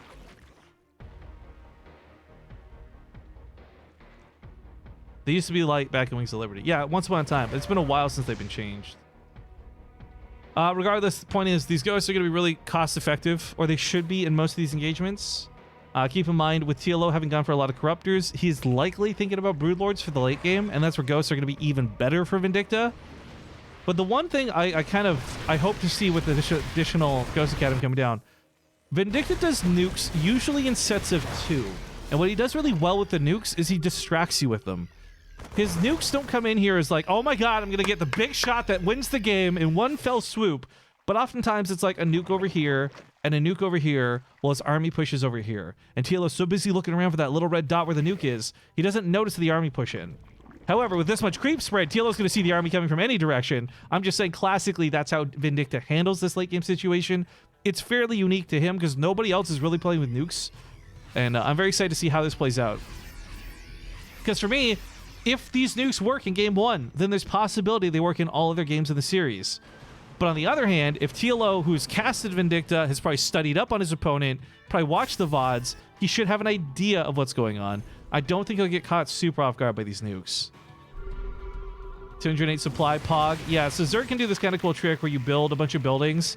It removes the drone supply in doing so. Then you cancel the buildings afterwards, so you have over your supply limit. But okay, Marauders to the south side clearing up creep. Kind of a distraction here. Ghost setting up here on this base. Not a lot to kill, but it'll be a nuke coming down nonetheless. And for the non-StarCraft people, again, when you cast a nuke, the opponent only sees this tiny little red blinking dot to indicate where the nuke's coming. TLO might not care about this nuke, though, because he's pushing on that front line and says, you know what, screw it. You can nuke me all you want. I'm going to do tons of damage. But he does find it. He pulls back. Not a lot of units lost to that nuke. However, most of the ground forces here are getting shredded. These Broodlords are so close to dead. So many of these Broodlords are like one snipe from going down, but he just doesn't have that extra ghost available.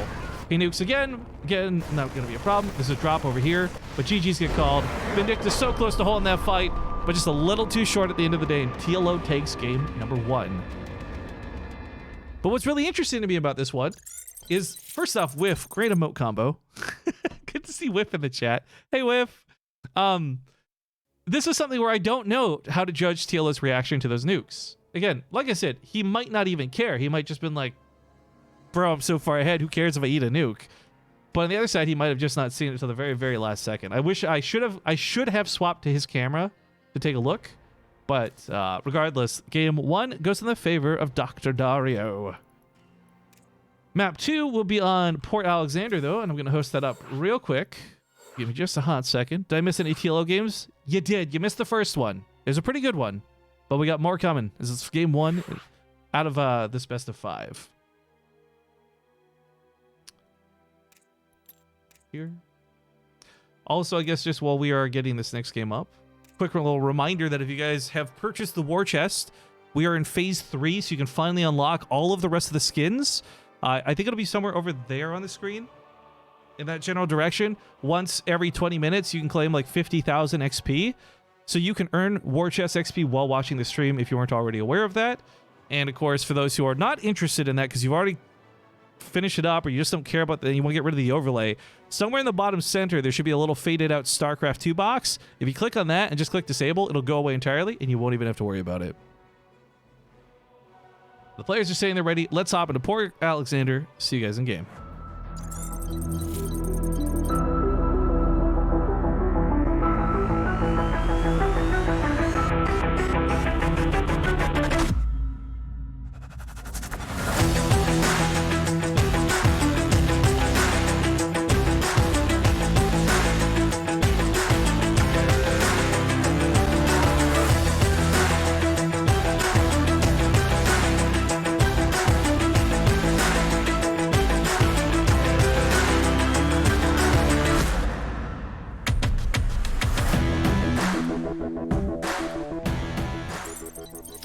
Oh wow, people are telling me that it's apparently 100,000 XP now. That's pretty wicked sick. I guess it's phase 1, maybe it's just 50k, and now that people are playing catch up, like if someone buys the war chest brand new, I guess they'd have to catch up through the other tiers. So it makes sense that they upgraded the increased XP gain, I suppose. Which is cool. But I really want to stress this, again, we're not sponsored by it, but any portion of, if you guys click on our link down below and you buy a war chest, I don't know what the value is. I think we get like 2 or 5%. It's not much, but honestly, if you are going to buy a war chest, at least consider using our affiliate link, because it's never too late to unlock those skins, especially when you can unlock them all just by watching a couple streams here on BaseTradeTV or on Wardy or any of the other streamers who have this extension mod on. Anyways, spawning here on the top left, he's up 1 game at the moment. He's Mr. Hive Tech. He's Mr. Blue. He's Mr. Zerg. It's TLO. And in the bottom right, he's the red Terran player. Looking for a comeback, it's Vindicta. I'll tell you what, guys, after watching that series with Cham, where Cham went down 0-2 and then brought it all the way back to win 3-2, I believe anything is possible! And Flying Rhino Jr., hi! Anything is possible. Okay, my God, that came out of nowhere. Welcome, high school. I guess it was high school. Yeah, high school nostalgia. God, did anyone else watch that show? That was a terrible show. The animation was bad, but I watched every single day. That and Recess. Recess was my favorite show. That was always on right before we go to school. 7:30 a.m. We'll leave at 8 a.m. It's perfect. You basically eat your breakfast, watch Recess, pack your bags, go to school. Have a terrible day, come home, watch bad TV again. I always thought TJ Deadweather was the coolest growing up. Whatever. Although, I will say this. As a child, I had a huge crush on the Ashleys. But as an adult, I have a huger crush on the Spinellis of the world. What's wrong with me? On a couch is Degrassi fan reporting in. Dude, my favorite thing about Degrassi was how they used kids who were ugly that couldn't act. Actually, there's a slam poet. He's a famous Canadian. I'm probably gonna say his name wrong here. Shane Koiskan or something like that. He has this one particular poem he does where he specifically brings up the fact that they hire kids who are ugly and can't act, and it's so good. Do you remember Cat Dog? Long came a little cat dog. Yeah, Cat Dog was another weird one. Like, how do they poop? Honestly, that's the one question everybody has. Can you watch like 10 different streams at the same time and get War Chest XP for all of them? I don't know, but if you find out, Lucen Fool, let us know so we can go abuse the system. I think what it does, though, is just like an internal timer. Like, I know for a fact that if I watch 10 minutes on Base Trade and then I watch 10 minutes on Nathanius, it'll still unlock instead of waiting for the full 20 or whatever. So I think there's a shared cooldown. I don't think... I would just imagine watching multiple streams wouldn't work. But hey, go open multiple streams! Let me know! Rocco's Modern Life. Dude, Rocco's Modern Life and Animaniacs, as an adult, I've watched a couple episodes and you're like, wow, I can't believe all the stuff they snuck into those shows. And like, more importantly, as a kid, how innocent I was to not pick up on this stuff, right? My favorite thing is like people make compilations of all this, but we should hold the phone on that talk. TLO's coming across the map with quite a few Zerglings at a time where Vindicta's not ready. This looks so similar to the game with Masa where he held this, but that was at a ramp with a lot of Hellions and Marines. This is a game where Vindicta is caught with his pants down. His first sets of units out caught in the middle of the map, dead. Now he's going to lose his supply depot. He should hold the ramp. This shouldn't be GG, but this is going to be a huge delay for poor Vindicta as TLO comes across the map with just, frankly, alpha male energy. He asserts his dominance and walks away. Takes a piss over the natural and marks his territory, and then brings those links back home. Hi, Kirby. Good to see ya. Yeah, I'm having a great night. Or I was. Now you're here. Oh, man. Hey, Arnold, are you kidding me? Football head? You know what?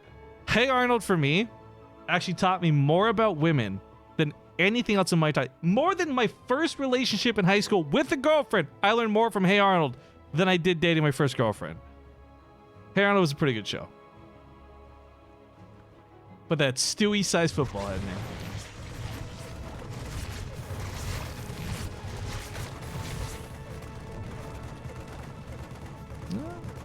There's a little bit of damage. Auto turret's not that crazy anymore, but it's a not commitment from Vindicta. As you can see, just drops in and flies away. The Raven will still be very useful going forward for a couple of different things. Number one is obviously its detection, so you can help clean up creep tumors without having to use scans. Vindicta's playing mech, by the way. I'll talk about this more in a second. But also, he can cast Interference Matrix on the Queens and prevent transfuses. And auto attacks, which would be pretty nice. Oh my god, are we talking about Freakazoid? You know, my favorite episode of Freakazoid was that one where he had Candlejack kidnap all the kit.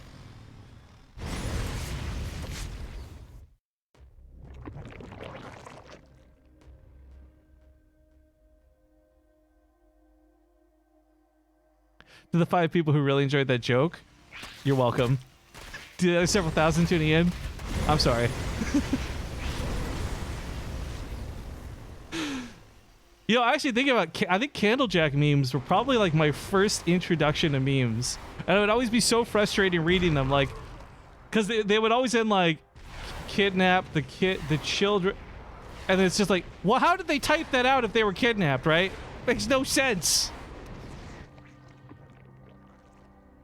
Anti-Cod asks if Alicia or Violet still plays. No, sadly, neither of them play. I'm not sure what Alicia's up to. Violet swapped games and went to coaching or something, and I don't know where he's been. He's probably been hitting the gym. Guy's crazy buff. Thors are an interesting choice.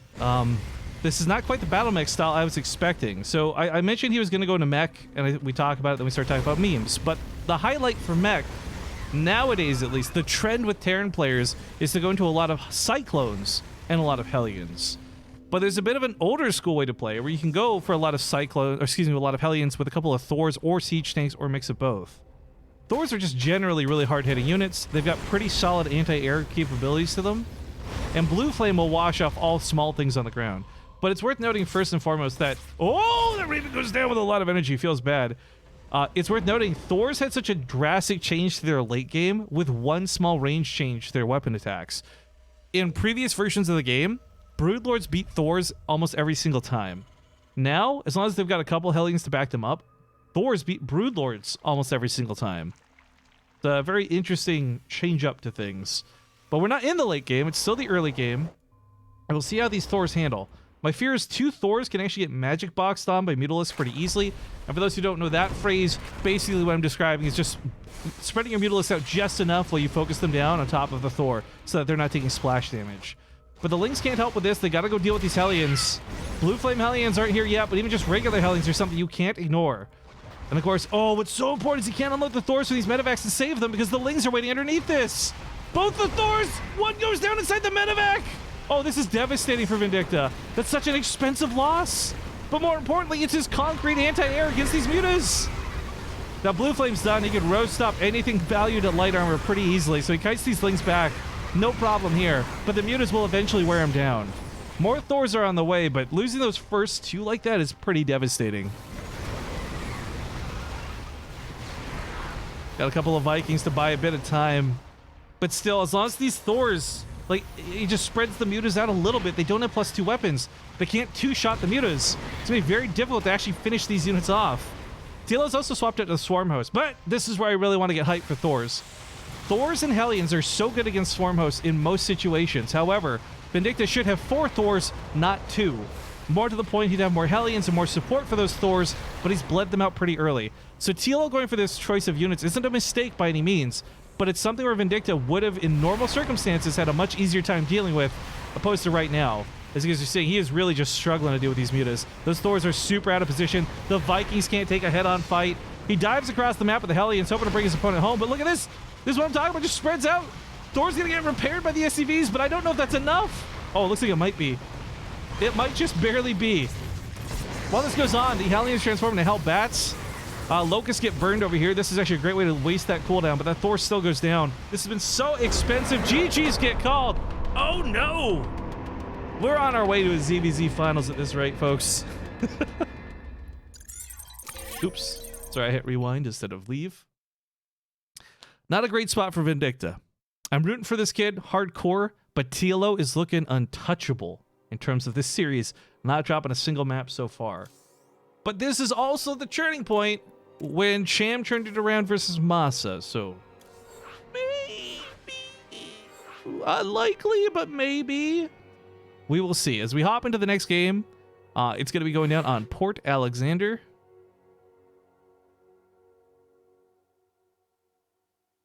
Sometimes you get messages on Discord from people and you're just like, what the fuck is this? I have to, before I can even screen read in this, I gotta like shrink this down so people can't see his information. But Bardino just sent me the weirdest DM. I'm not sure what the context of it is.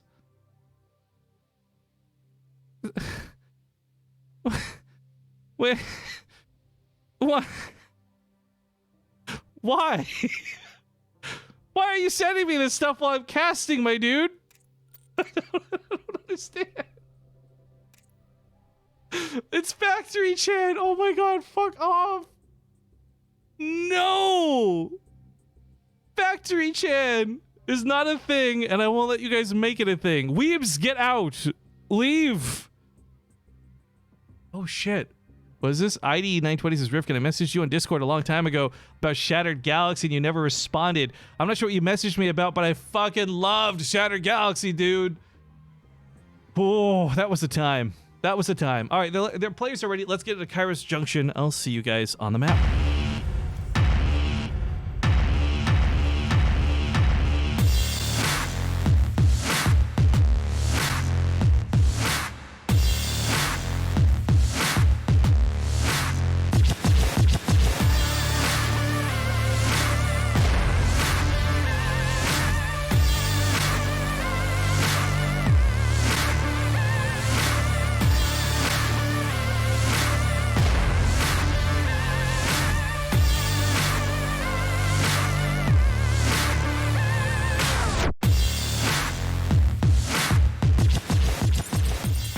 Welcome back, ladies and gentlemen. We got game number 3. And it possibly is the last one of this series, question mark? Spawning here to the top left, he's secured a very dominant 2-0 lead. It is the Red Zerg player from Team Liquid, TLO. And his opponent, definitely one of the up-and-comers. I didn't expect him necessarily to be in the semifinals, so he's already in my books. Made a great run. But spawning here in the bottom right, we got the blue Terran player, Vindicta. Now, I feel like no one's brought this up in chat, so it might be a little bit unprecedented to mention, but I do want to highlight something about this. Vindicta is a player who has allegedly had a pretty shady past. Okay, I get it. I recognize that, and I'm aware of what's been going on. Oh, Jesus, TLO. But you know what? People change, especially when you're a young kid. You're more likely to do something shitty than as an adult or a teenager or what have you. So I just want to get clear. Until I see hard evidence saying otherwise, I'm very happy to have Vindicta play in any of our tournaments. I absolutely fell in love with his play during WCS, and I wish him the best of luck, because he's going to need it against a proxy hatchery, what is likely Roach Ravager Rush coming out of TLO. Now, I should highlight very quickly, guys, that while we have seen TLO do this before, I feel like this is not what you would expect out of TLO. Like, when I think of TLO, I'm thinking more macro games and not cheesy games. And this is something where he's up 2-0 in a series. This is the least risk he is so good to go for this. And if it fails, no problem. He's got 2 more games to fall back on. So he's trying to end the series here quickly. And if he can do this decisively, I don't even know if Vindicta's going to scout this. Reaper's going to go across the map and scout a lack of a natural, and that's going to throw up some red flags. But the beautiful catch of this is that, okay, while you're going to get scouted for sure, the timing here works out so well that by the time the Reaper's seen what's going on, you got to start building a bunker already. You got to already have this going down. And he's got to do all this blindly guessing off of a lack of information that this Reaper's going to scout. Doesn't even go to the main base. Realizes what's going on, immediately places a bunker down. I'm not sure if I'll go for a full cancel on the command center and restart it, but it's probably the safer, better option. Icy Black Deep says, did you love Shattered Horizon when they only had one type of gun? I've never played Shattered Horizon. I think you got confused. We were talking about a game called Shattered Galaxy. But I'm sure Shattered Horizon was a cool game. Don't let me disparage you for playing it. Just never played it myself. Now he's going to finish up this command center. I see with a big question mark, but the queen's right here. Not something you would expect to snipe off an SCV, but should be able to get the job done. So he's got either pre-pull like 2. Oh no, come on. Oh, 70 out of 71. Goes back in, still not enough. 71 out of 71. Third SCV's the charm. Okay, this is huge. So having to cancel and restart this command center is a huge time sink. And it's one of the worst parts about defending this attack. But the fact that he actually finishes this up means he can start this as an orbital in his main base. He'll have at least the mule to work with where he otherwise would not. And I think between the bunker and the siege tanks, Vindicta should on paper hold this, but that is one of those easier said than done scenarios. TLO also blind firing that corrosive bile. I don't think it was a mistake. I think he was expecting there to be a tank or SCVs over there. But kind of a cute move, but doesn't catch anything. Shattered Galaxy was so fun. It was until they... So, Nexon sold it to Crew, and then Crew completely killed off the community team. And that was when I learned. I learned at a very young age, like 15 years old, how important a community was to a game, because Crew has not changed the game. In like 10 plus years that I haven't played Shattered Galaxy, it is on the same patch, the same game mode, the game, like, it hasn't changed a bit in this time period, because they killed off their community, which is crazy. That's how I learned very early on the value of a good community.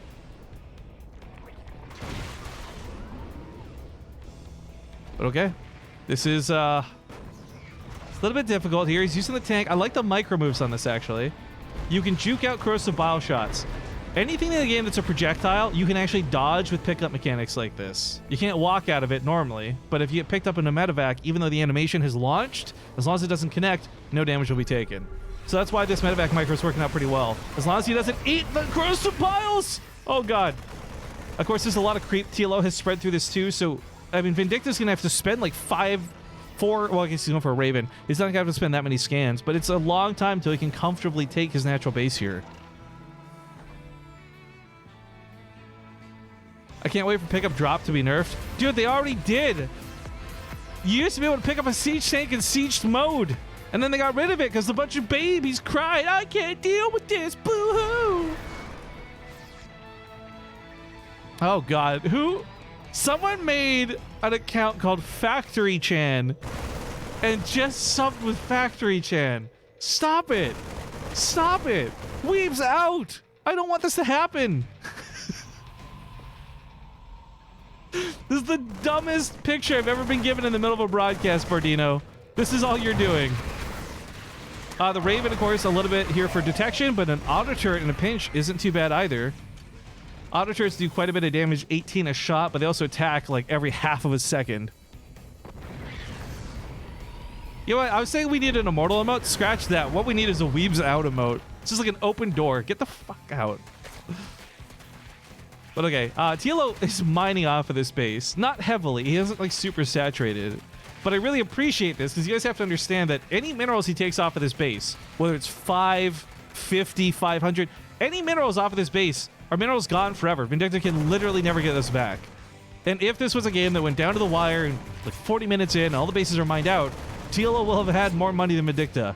So it's a small detail that may have no bearing on the actual game, but it's a cute move nonetheless because it's still a bit of a dick move.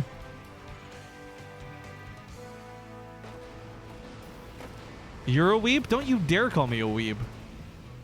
If weebs have to leave, does that mean you're leaving? Stop it! Just because I like waifus doesn't make me a weeb. I feel like there's a clear line in the sand, and that line is like the ayaya line. And if you're on the side of it that appreciates the stupid ayaya shit, you're a weeb. And if you're on the side of it that doesn't, like me, you're not. Waifus make you a weeb? No! You can have real life waifus too, although they're not nearly as good as 2D waifus. And as I say that line out loud, I realize like, yeah, I might just be a weeb. Fuck. Whatever you guys do, don't go look at my Twitter banner because I'm going to lose this argument super hardcore the second you do.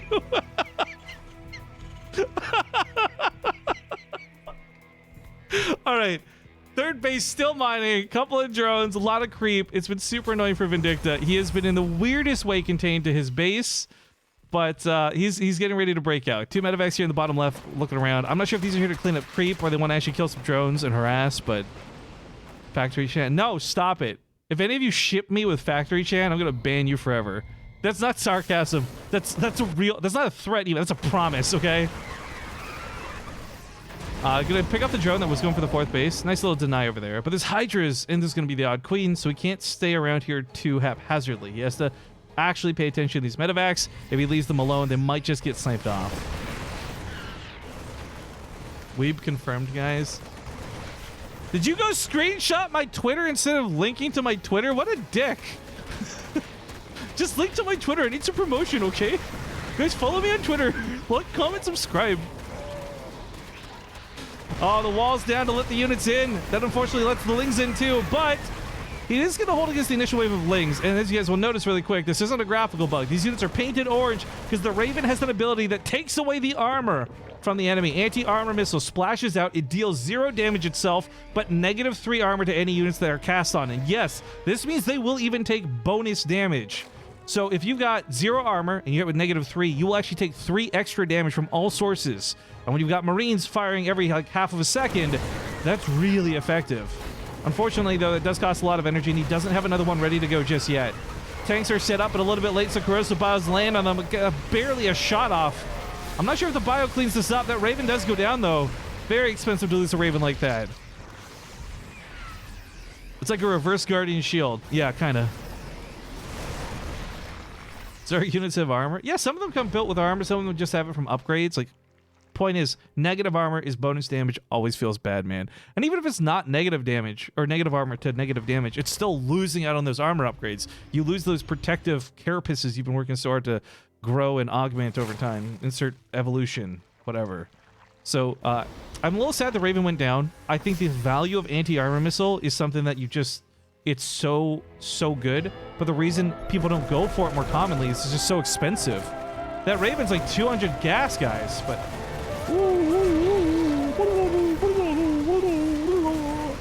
sorry, I had to sing along to that last part. It's just too good not to. It's like Smash Mouth All-Star. When you hear it come on, you just can't not sing to it, right? Gibby311, thank you for the first donation of the day. $10. $10 dues. Hi, actuals. I have a dream. To hip hello. To fill Twitch with weeb. Help me by spamming Ponoko. It's not like I want your help. Ponoko, dummy. God, you know what? I know there's people out there who say the Twitch emotes in real life. They say forehead, they say pog, they say Monka S. Reading those emotes out just now, oh, I'm about to just quit anime forever. Can I donate? Negative $100. So what? Like you donate $1? It's like if you read this on stream, you owe me $5. Is that the logic you're going for? Not gonna work. Real quick to note, it does look like there was about, I want to say, approximately 600 minerals at a quick glance.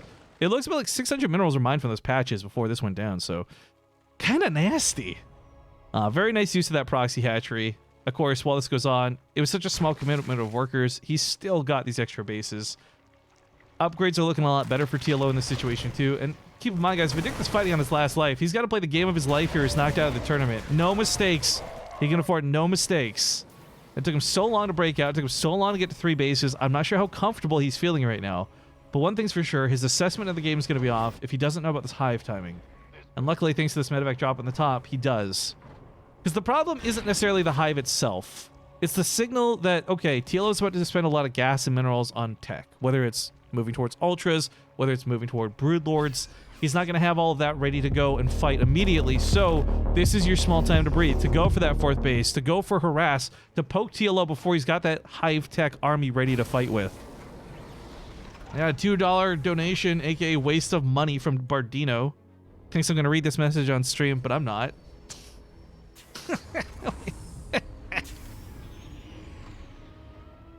No, I'm just kidding. What's Bardino to say? He says, there may or may not be a visual novel of you and Factory Chain coming up. Much love. Oh, no. Shut it down. You know what my nightmare would be? Kara asked me to play VR chat, and there's Bardino in the corner with a Factory Chan avatar. That's nightmare fuel right there. TLO using his burrow. If you guys didn't quite catch that, the scan barely did. So no Baneling's going to pop off over here. But that's something that I don't know if Vindicta's aware. That might have just been a little bit of luck for him. But this position's actually really cool. This is a choke that's going to have a planetary fortress helping cover it. Defensively speaking, this is a great spot for Vindicta to fight. And he's trading out really well against TLO. But, again, we're on Hive Tech, so things like Vipers and such are going to help level out the playing field. Second factory finishes up as well. I guess he's going to be looking towards more tanks. This can't do much, but this can certainly get a decent shot off and weaken up an army.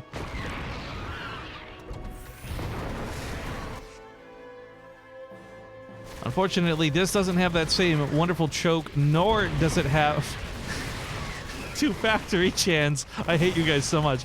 Nor does it have a planetary fortress to defend with. So it's going to be tough running back and forth between these 2 locations, but at least it's close enough that Vindicta's not so far gone. Like, this base location here is better than this base location here, because to run from this base all the way down to this base is going to be much more painful. Who's Factory Chan? Don't worry about it. It doesn't exist. The figment of your and my imagination.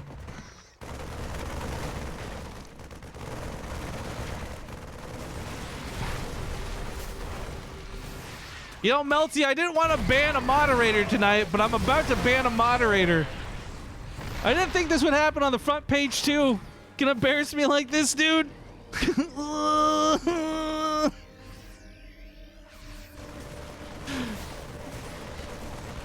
Alright, hatchery not quite gonna go down, but gonna take a lot of damage. Maybe a follow-up push later could snipe it off. Here's the real question for chat, though. Since we're all weebs, alright, this is a safe space. Do you guys ooh-woo, or do you oh-whoa? Because if you oh-whoa, I'm about to ban you from chat. Only ooh-woos in this house. Ooh-woo! Alright, this drop's gonna get cleaned up. What a dumb way to sort out people to ban. Marines pushing forward here with, frankly, a huge army waiting for him. But the Banelings are focused down pretty quick by the tanks in the back line. There goes the Blinding Cloud, that'll keep those tanks from firing. But it's only covering them for a few seconds. Most of the Banelings have already been taken care of. Once the Blinding Clouds wear off, the Hydra's in the range of fire. And Vindicta taking a hell of a fight, but there might just still be too much out of TLO. His army supply seems endless.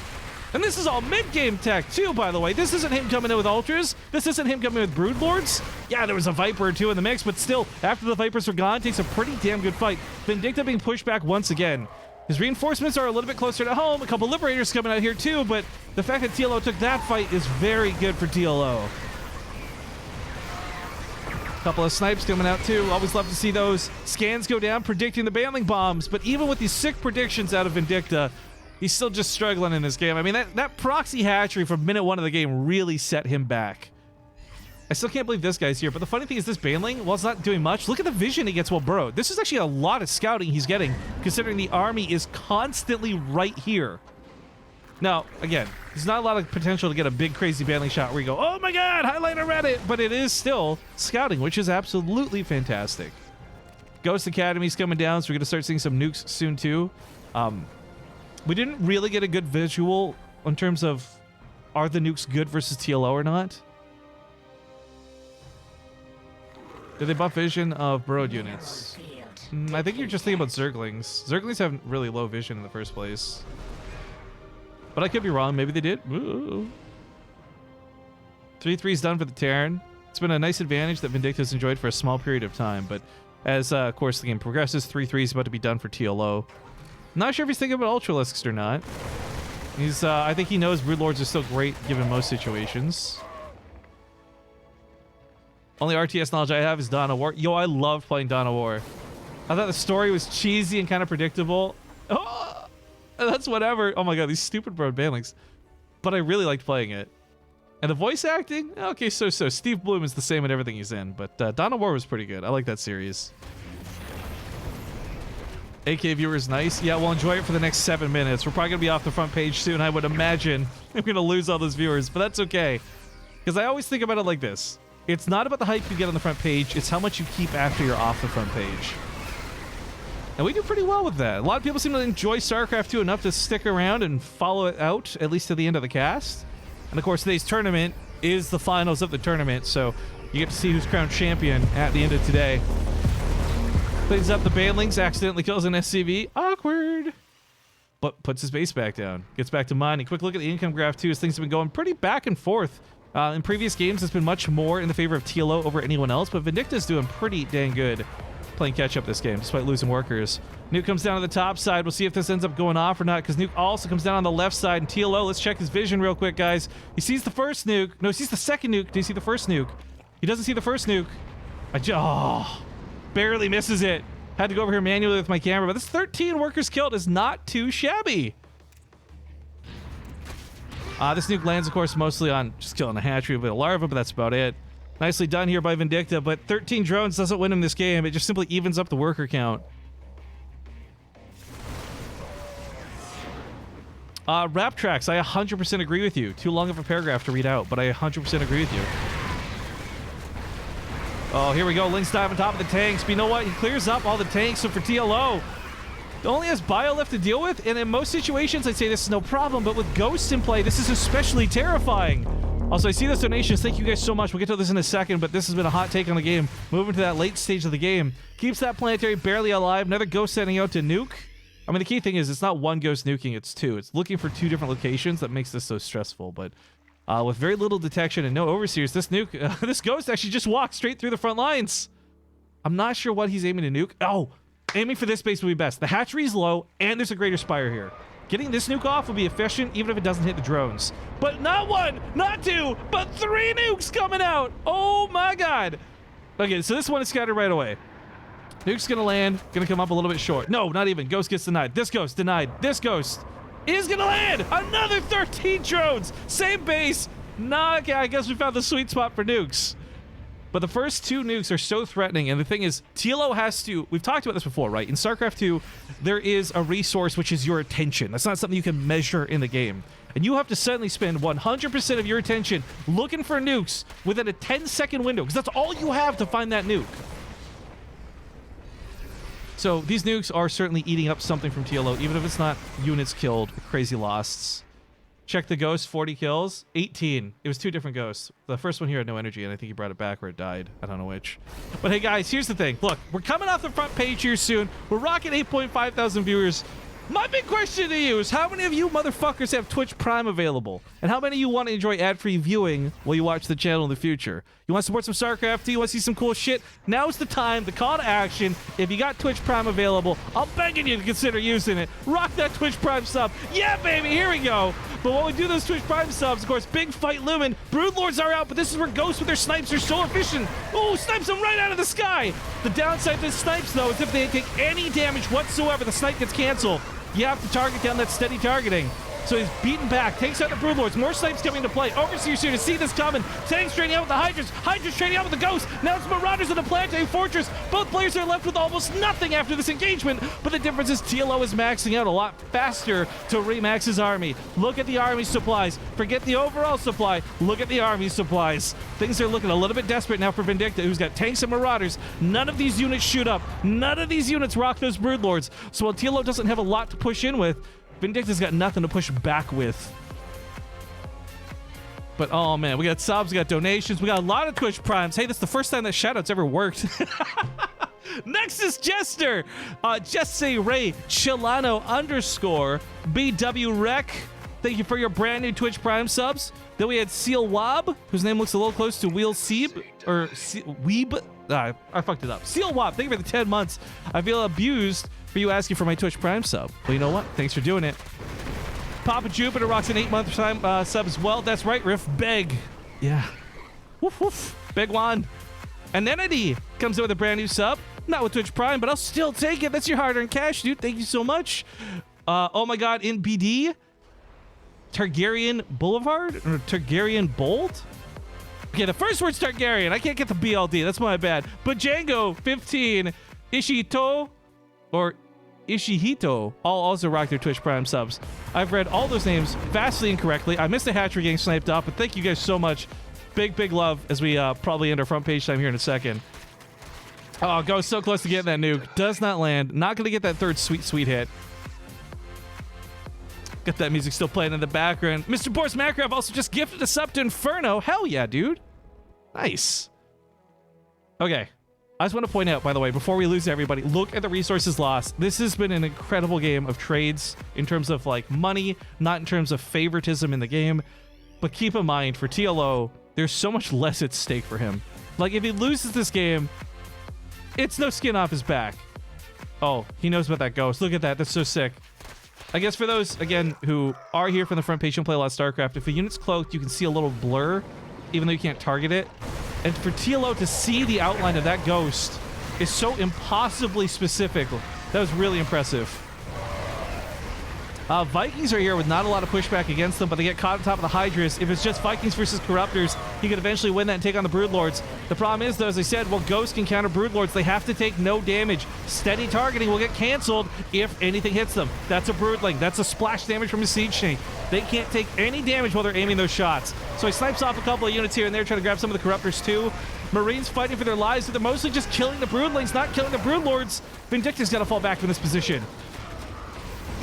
Falling back to the Planetary is not bad. The Planetary Fortress actually does a lot of splash damage and can deal with small units like Broodlings very effectively.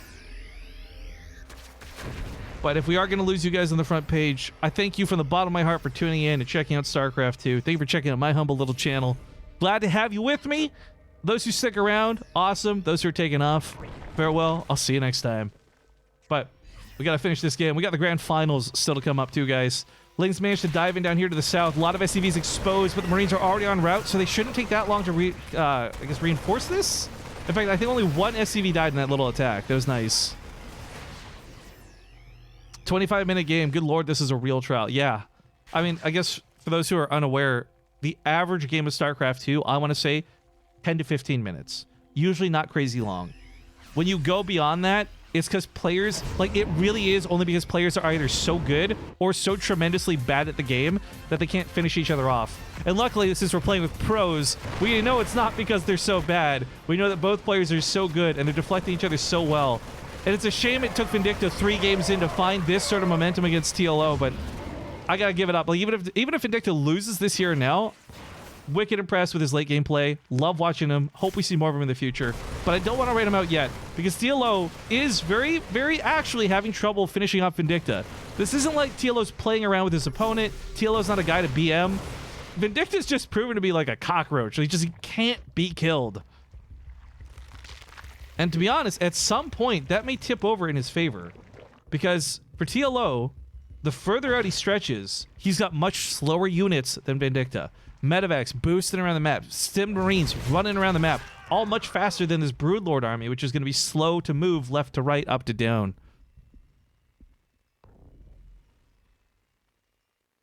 TLO doesn't BM, so Riften will do it on his behalf. You know, there's that Key and Peele sketch, right, where you've got like the president's hype man or whatever, and like the president says something really like just calm and methodical, and then you got the other guy in the background like, yeah, this is what I'm saying, and like super spits it out. That's what we need for StarCraft players, because these guys are all way too nice. They're way too kind. Everybody's obsessed with TLO's APM. I just want to highlight, don't even look at that. I'll explain it after the game's done. Oh, Broodlord's coming in, but as I said earlier, Planetary Fortress is good at keeping the Broodlings at bay. He's killed 59 units with this base, and it's got building armor so it can stay alive. It's pretty durable. But you know what? The tanks are killing it more than the Broodlords are, and I don't think Vindicta's realized that. Yeah, look at this. The second the tanks stop splashing the Planetary, it stops going down in health. Oh, God, it was so bad. Tanks are the worst Terran units sometimes, I swear to God. But he's going to repair this up. He'll lose the Fusion Core, but that's fine. He's already started Liberator range. He doesn't need to build battlecruisers or anything like that, so as long as he keeps his tech lab alive, he won't need to rebuild the Fusion Core. Traitorous tanks. Yeah, exactly. We had some donations from earlier, too. Since we have a small lull in the action, just going to quickly read those out. Oh, this delivery is set up over here, too. First off, Gibby, thank you very much for your other $5 donation, dude. Riff and his waifu, I ship. If that... You better not be talking about Factory Chan. Then $5 came in from Anonymous. Oh, wait. Is this gonna land? No. Oh. The Spore Crawlers gave him the detection to dive in and target that ghost. That actually got so bloody close, though, to landing that I thought for a second he was about to lose all his Broodlords. He still might. Here comes some snipes. Another nuke landing on that front line. No detection for this one. TLO's a little bit too close to the fire, but that's also gonna hit his Planetary. Is this worth it? Oh, he cancels the nuke. He manually canceled the nuke. Oh, thank God. If he let that nuke land, that would have killed a Spore Crawler, but also maybe his Planetary. Not going to be worth it. Now, unfortunately, this is one of the big drawbacks of Terran, is if you cancel a nuke like that or it gets killed, you don't get it back, and it doesn't keep falling. It's just gone. You've wasted the money on it. Too bad, so sad. But Anonymous donated $5 to say, how mad are you that Avilo is unbanned after you tried to use a tier to get him banned in the first place? I mean, I've been over this on stream, dude. I didn't try to get Avilo banned. I didn't report his channel. I just signaled that a friend of mine was being harassed. And if you're going to charge back that $5, let me refund it to you. In fact, let me go do that right now because I don't want your stupid money with dumb comments like that. Sorry, guys. 1 sec here. Okay. That should be refunded. No, thank you.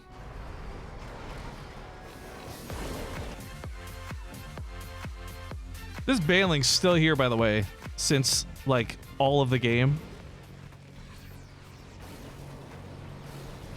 Can't believe that thing has been scouting for so long. Made a mistake and 500 bits is here. Let me fix that. Thank you, dude. Yeah, I'll explain what's going on after this game, guys. We'll keep it out of the game for now, though. The Broodlord problem is still that. It's a problem. But one thing Vindicta's been able to do over all of this time is get a huge ghost count. But not just a ghost count. Also an air count. Remember, every time he's come into these fights, it's been like 3 Vikings. It's been like 4 Vikings. It's nothing that can even fight the Corruptors, much less the Broodlords. But with a couple of ghost snipes and these Viking auto attacks, I feel like taking on the air army doesn't seem like that much of a challenge anymore. But there's still the ground, and it's not without support. There's infestors, there's hydralisks, you name it. So this is not like one and done. This isn't rock, paper, scissors. But Vindicta, man, he's still building new CCs. And he's still got a formidable army to fight with. Credit where it's due. Now, I kind of wish he would snipe the Overseer. It's his only real reliable detection. I'm not sure if he's realized this or not. There we go, snipes the Overseer. Fungal Growth can reveal the Ghost, though. And Fungal Growth dot damage can also tick away and cancel snipes. TLO dives in really deep with the Hydras. There's also an attack to the top side with Marines and tanks. Didn't see this coming. Uh-oh. Okay, so the Broodlords. This is what I was talking about earlier. You guys remember like 6 minutes ago when I brought this up? The army for TLO is so powerful but so slow. Look how long it's taking him to get from the bottom left to the top right of the map. This move from Vindicta is not going to kill this hatchery, but it drew the army completely out of position, giving Vindicta that oh-so-important breathing room and possibly another base to take. I say possibly, though, because, well, there's a spore crawler shooting it down. And that command center might be burning before the creeps rescinded enough for him to actually land it. That's so stupid! $5 from Band. How does it feel to get a Velo Band? Again, not the case. No, thank you. Not interested in this, guys. This is a very serious topic that I don't think we get to meme about, so I'm just going to shut that down right now.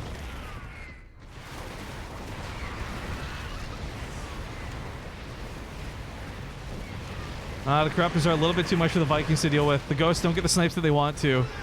Falling back from this location, though, got a couple of Infestors trying to land fungal growths, but the Overseers are providing the detection he needs anyways. There's so many Broodlords left alive. There's just no way to contest this, it seems. Yo, Pork Chop Sandwich, thank you for the 500 bits. Bantley's roll into the Ghosts. I mean, the Command Center lives, but I think TLO's finally broken Vindicta. Even though the army supplies don't look that bad, look at the trickle. All the Ghosts are the big, expensive units he can't afford to replace. Vindicta's got no money left. GG's get called. But a 32-minute game of epic proportions is what sends TLO through to the grand finals.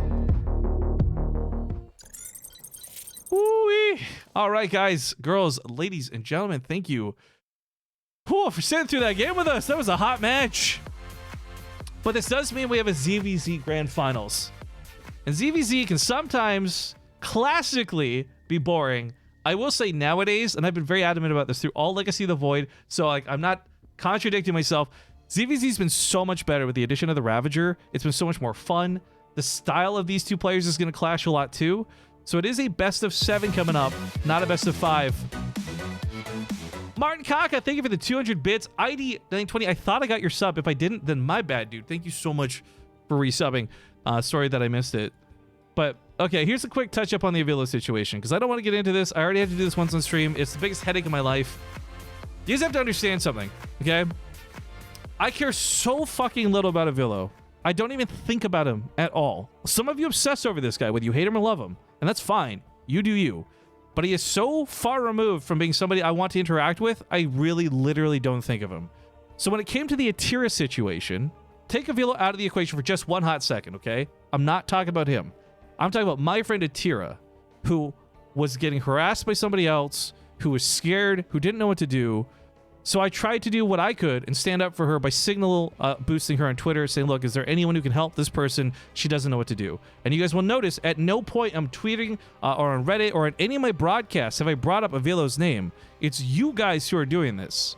So if you want to live in this crazy world, you want to play these crazy games, you want to donate these trolly donations, I'm just going to refund them. I'm not interested in them whatsoever. I am not interested in money if it means I got to deal with this fucking idiot, this toxic shitbag who's been banned twice on Twitch for harassing other people. Because it's not my business, and I don't care. So keep your Avilo business to yourselves, and I'll keep my business to myself. And let's all be happy and finish up this grand finals. Best of 7 coming up here with TLO versus Cham. I'm going to go a small commercial break, and I'll see you guys in a few. Thanks for watching. Except I can't find the commercial button, so you're going to have a video montage instead. Oh shit, here we go. Ladies and gentlemen, 3, 2, 1! That's what I really love about the way he bopped and weaved the medevac. He knew that would be the main attraction. He knew that'd be the big target. So it kind of like forced the stalkers to stay in range of the cyclones. Oh my god. Cyclone! Okay, he's gonna lose maybe one more Marine there. The Cyclone is finally here to save the day.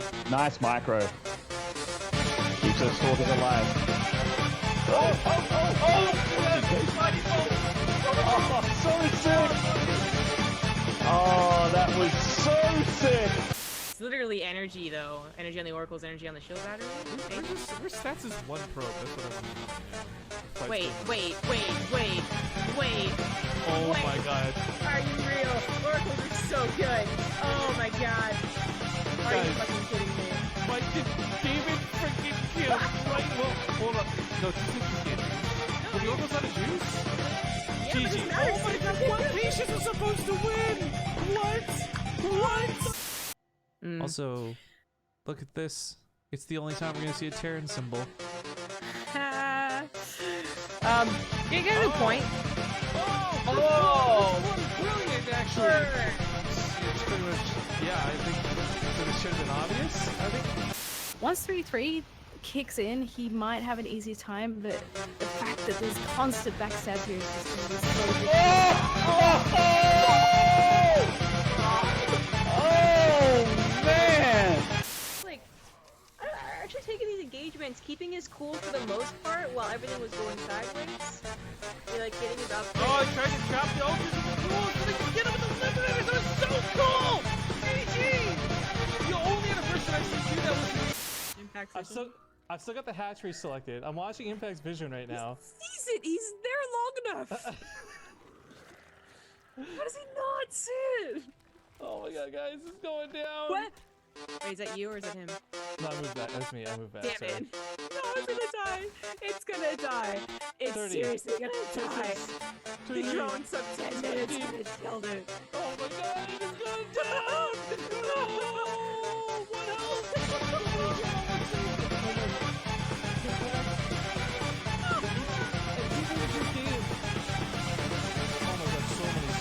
So the ghosts just have no problem sniping off the very few army supply that comes at them. But when there's 80 Zerglings behind these ultras, I'm watching these banelings. Oh, come on. Come on! Oh my god! The Marines are in a spot where they could intersect this. That might be kind of what he's looking for, too. He's looking for something, at least. He's gonna see the Warp Prism with the Marine barely? Or no, maybe he missed it entirely. He's not coming back. Oh no, he's reacting. He's got Marines in the main. Okay. So he's just gonna go push for the rest. Problem with this Warp Prism now is this is an explosive bomb. Takes up a turn, 5 He does start breaking stats. I said stats was gonna win this game, but maybe I spoke too soon. He's down to 45 army supply. He's not winning the front line. Big siege strap for the entire army is frozen out of the game.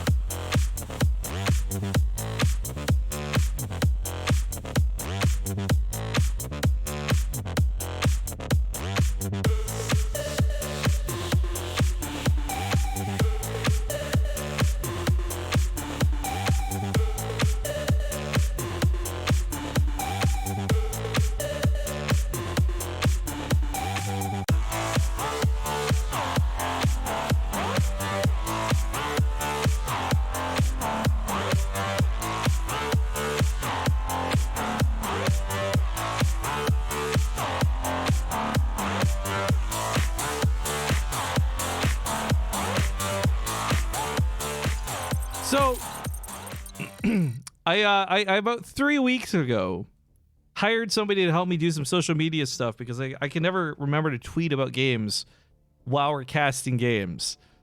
So this girl named Alex, who I met at a LAN last year, was like, you know what? Give me like minimal, a little bit of money every month, and I'll do it for you. And I'm like, great, sure, let's do this. And not only has she messed up tagging players. Not only does she not tweet about a single fucking match today, she comes online to fucking tweet a stupid factory meme. I'm gonna fucking fire 2 people tonight. One's a mod and one's my fucking social media manager. Okay.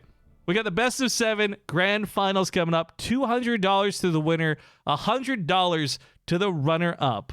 It starts off on Cyberforce here in just a second, but before we do, I wanted to explain about TLO's APM. One sec, guys. Because somebody had asked about this, and it will be seen again here in the finals. So, StarCraft 2 has a pretty standard way of tracking your APM. Like, how much actions are you doing per second? But then it starts overlapping with different types of key mapping, and especially when it comes to Zerg, because every time you select and build something with a larva, that counts as a new action, and if you're multi-hotking while doing this, it multiplies it. So you've got TLO, who looks like he's doing 3,000 APM, and his keyboard must be on fire because he's pressing and typing so quick and so fast.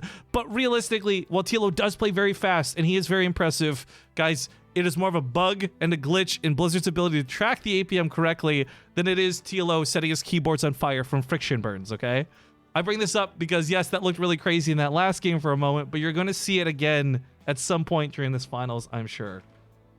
But I'm asking if the players, if they're ready. If the caster's lying, TLO's just that good. You know what? You got me. I just didn't want every other player to look really fucking bad in comparison, okay? I didn't hear Rivka say it wasn't factory. Okay, Cyber Forest, players are ready. Let's hop into it. Again, all the money on the line. This is the grand finals. There's no extra lives to fall back to. For the players who fell in the semifinals, they'll be finishing to the tournament with $50 each, which isn't too bad at all. But of course, it comes down to it. For these guys here in the finals, this one best of 7, 200 for first place, 100 for the runner-up. Not a bad payday, win or lose. But of course, everybody wants to win. We've had some great games, some good moments. These last 3 days have been a lot of fun. And thank you again.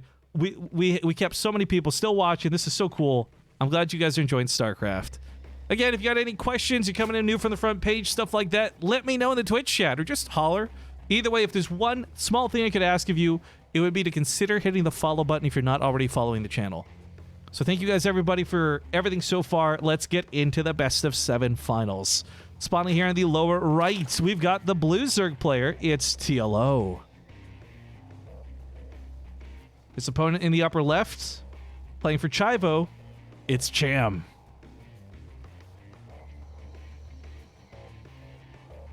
Are you worried about DeepMind's next project, Alpha Caster? Well, if the Alpha Caster is anything like the Alpha Star, then no. There's a lot to be said about DeepMind. I actually brought this up when I was casting with TLO the other night. I don't want to go into a big rant about it, but the TLDR is I wasn't impressed with it right now. I'm going to be really impressed with it probably next year type thing. Fubar West says my math is wrong. Well, you've forgotten to include the $25 each of the 5th through 8th place players won, despite already having been knocked out of the tournament prior to today.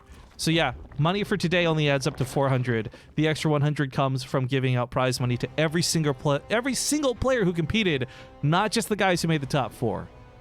We really tried to spread this out so everybody would get a piece of the pie. Not all tournaments do this, and I'm not saying it's a good or a bad thing. It's just how we chose to do this one. And to be honest, I always like being able to spread the love a bit better. It's more enticement for these guys to play and try. If you're a really underdogged player in a group, and you know there's no reason to try and play because you're just so outmatched, you're not going to put your best foot forward.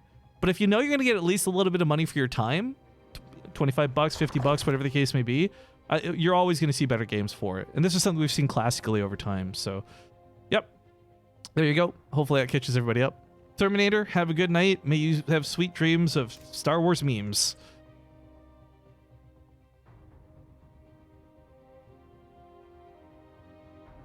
But okay. Sorry, I had to go block somebody really quick there.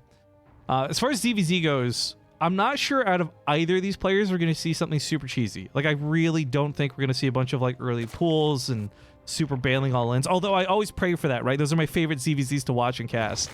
But TLO and Cham are both pretty good macro players. TLO knows a lot about Cham. He expressed this while we were casting together the other night, and he knows very much that Cham's a brute force player. As much as I like to describe him as that, what we really mean is like he just likes to go for a lot of units, not necessarily a lot of tech, and try and overwhelm his opponent. It's a lot harder to do that in ZVZ than it is other matchups, but it's certainly a play style that we're going to see reflected probably through this series. Nice pick off, by the way. You cast with TLO? Yeah, TLO actually, so if you guys remember, 2 Fridays ago, we had crazy donations come in, and I used that some of that donation money to basically offer TLO to come cast for a night. So Group A of this tournament, which was 2 days ago, the VOD is available here on Twitch for free. You don't have to be subbed. That was me and TLO casting. So definitely check that out sometime. It was a lot of fun. Gibby also comes in with a $5 donation. Thank you so kindly for that. He says, respect Factory Chan, Baka. She built stuff for you whenever you ask. Baka, Punkoko. Look, no, she doesn't. Because you know what? Stuff costs gas, and I often don't have gas. So all I get out of Factory Chan is you can't fucking build that yet, okay? God damn it. Fearless AFX, thank you for the 10-month resub as well. How many months? Go Riff. And then Phlogiston just gifted a sub to Stir Fried Penguin, which I gotta imagine doesn't taste that good. You wouldn't want a gassy Factory Chan. What if... You guys know what a Dutch oven is? That's what playing with Factory Chan is like, okay? She always needs gas. And oh, God. It's so gross to think about. Although, it was funny. I was watching a streamer. I wasn't in chat or anything. I was just watching a streamer from Just Chatting. I can't remember her name, or I'd give her credit for this because it was a really genuinely funny moment. But she didn't know what a Dutch oven was.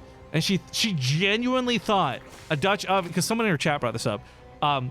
She genuinely thought a Dutch oven was a tiny little oven that you get over in Europe. And like, everyone's like, what, are you serious? We go to Google, and it turns out like this actually isn't too far off of the truth, but nobody is ever in the history of ever looked at an oven and been like, yes, that's a Dutch oven. No, it's only when you fart under the blankets, man. It's the only time. Is your interview with Dodger in the VOD somewhere? Probably, if not up on YouTube.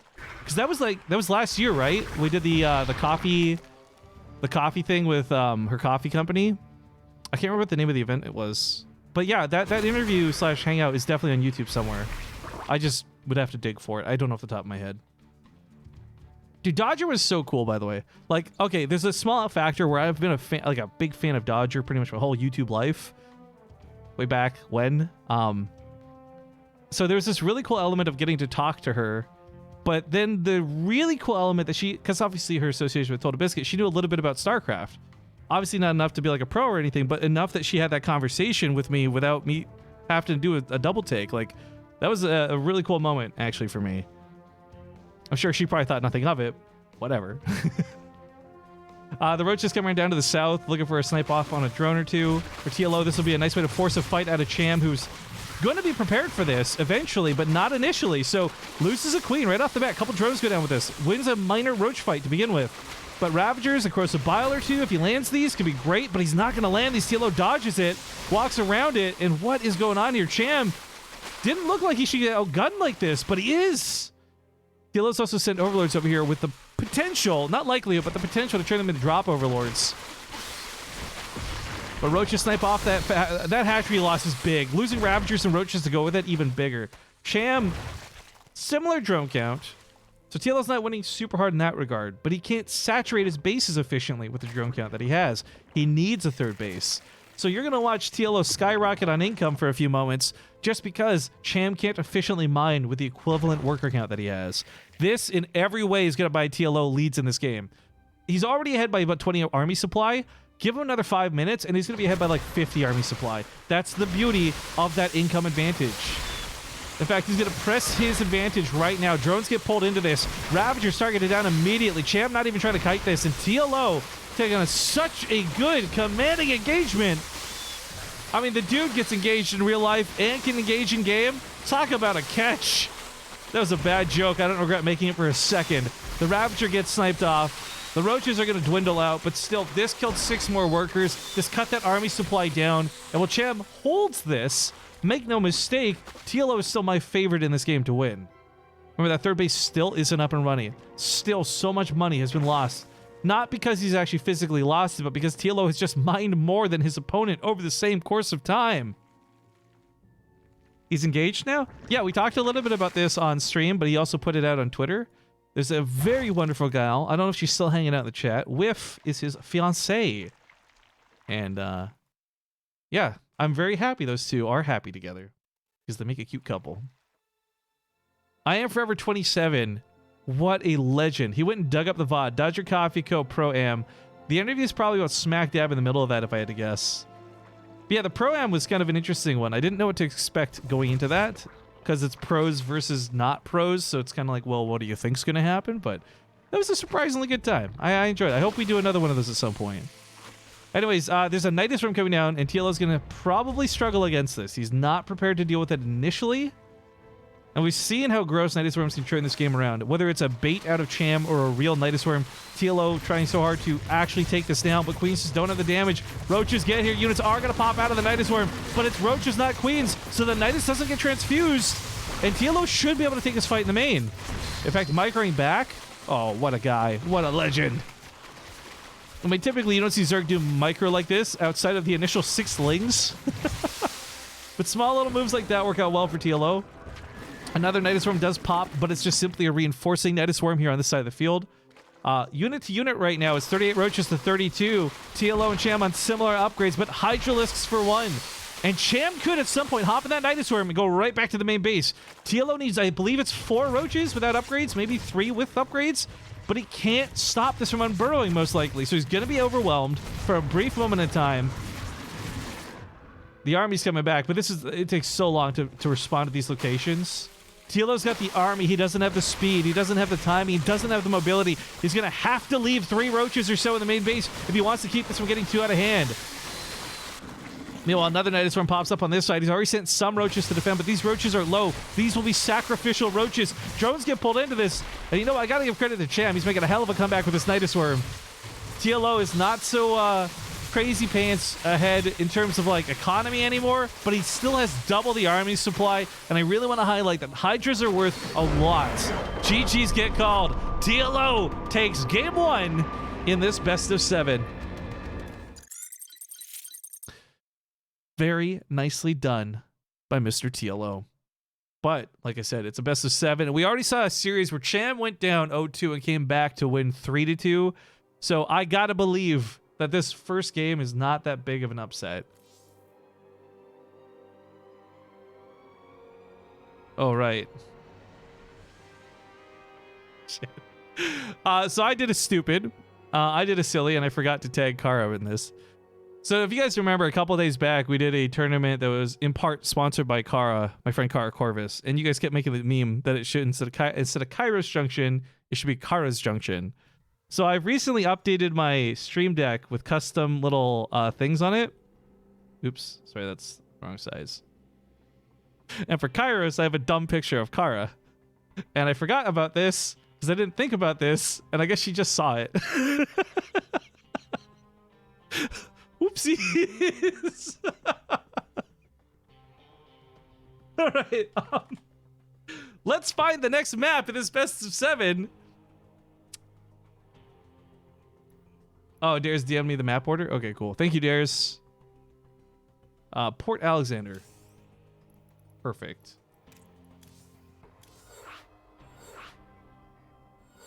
BaseTradeTV is the montage you play from time to time, available on YouTube. I'm trying to get friends back into StarCraft 2 to try it for the first time, and the montage really showcases the excitement of the game.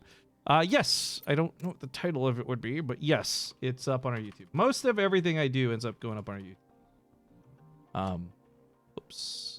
Good to link the lobby link in the chat. Let's just invite manually. Is this TLO versus the world for 500? That would be a very fun tournament. Have like 500 people come challenge TLO. That reminds me a lot of, I don't know if you saw it, Nurchio did a thing. It was like Nurchio versus 200 noobs at like Red Bull or something.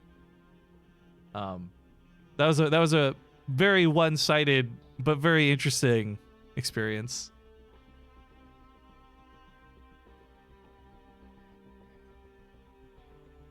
Can I watch multiple streams to get more War Chest XP? That's something we were talking about earlier. We don't know if you can do that. I presume that you can't, but you're welcome to try.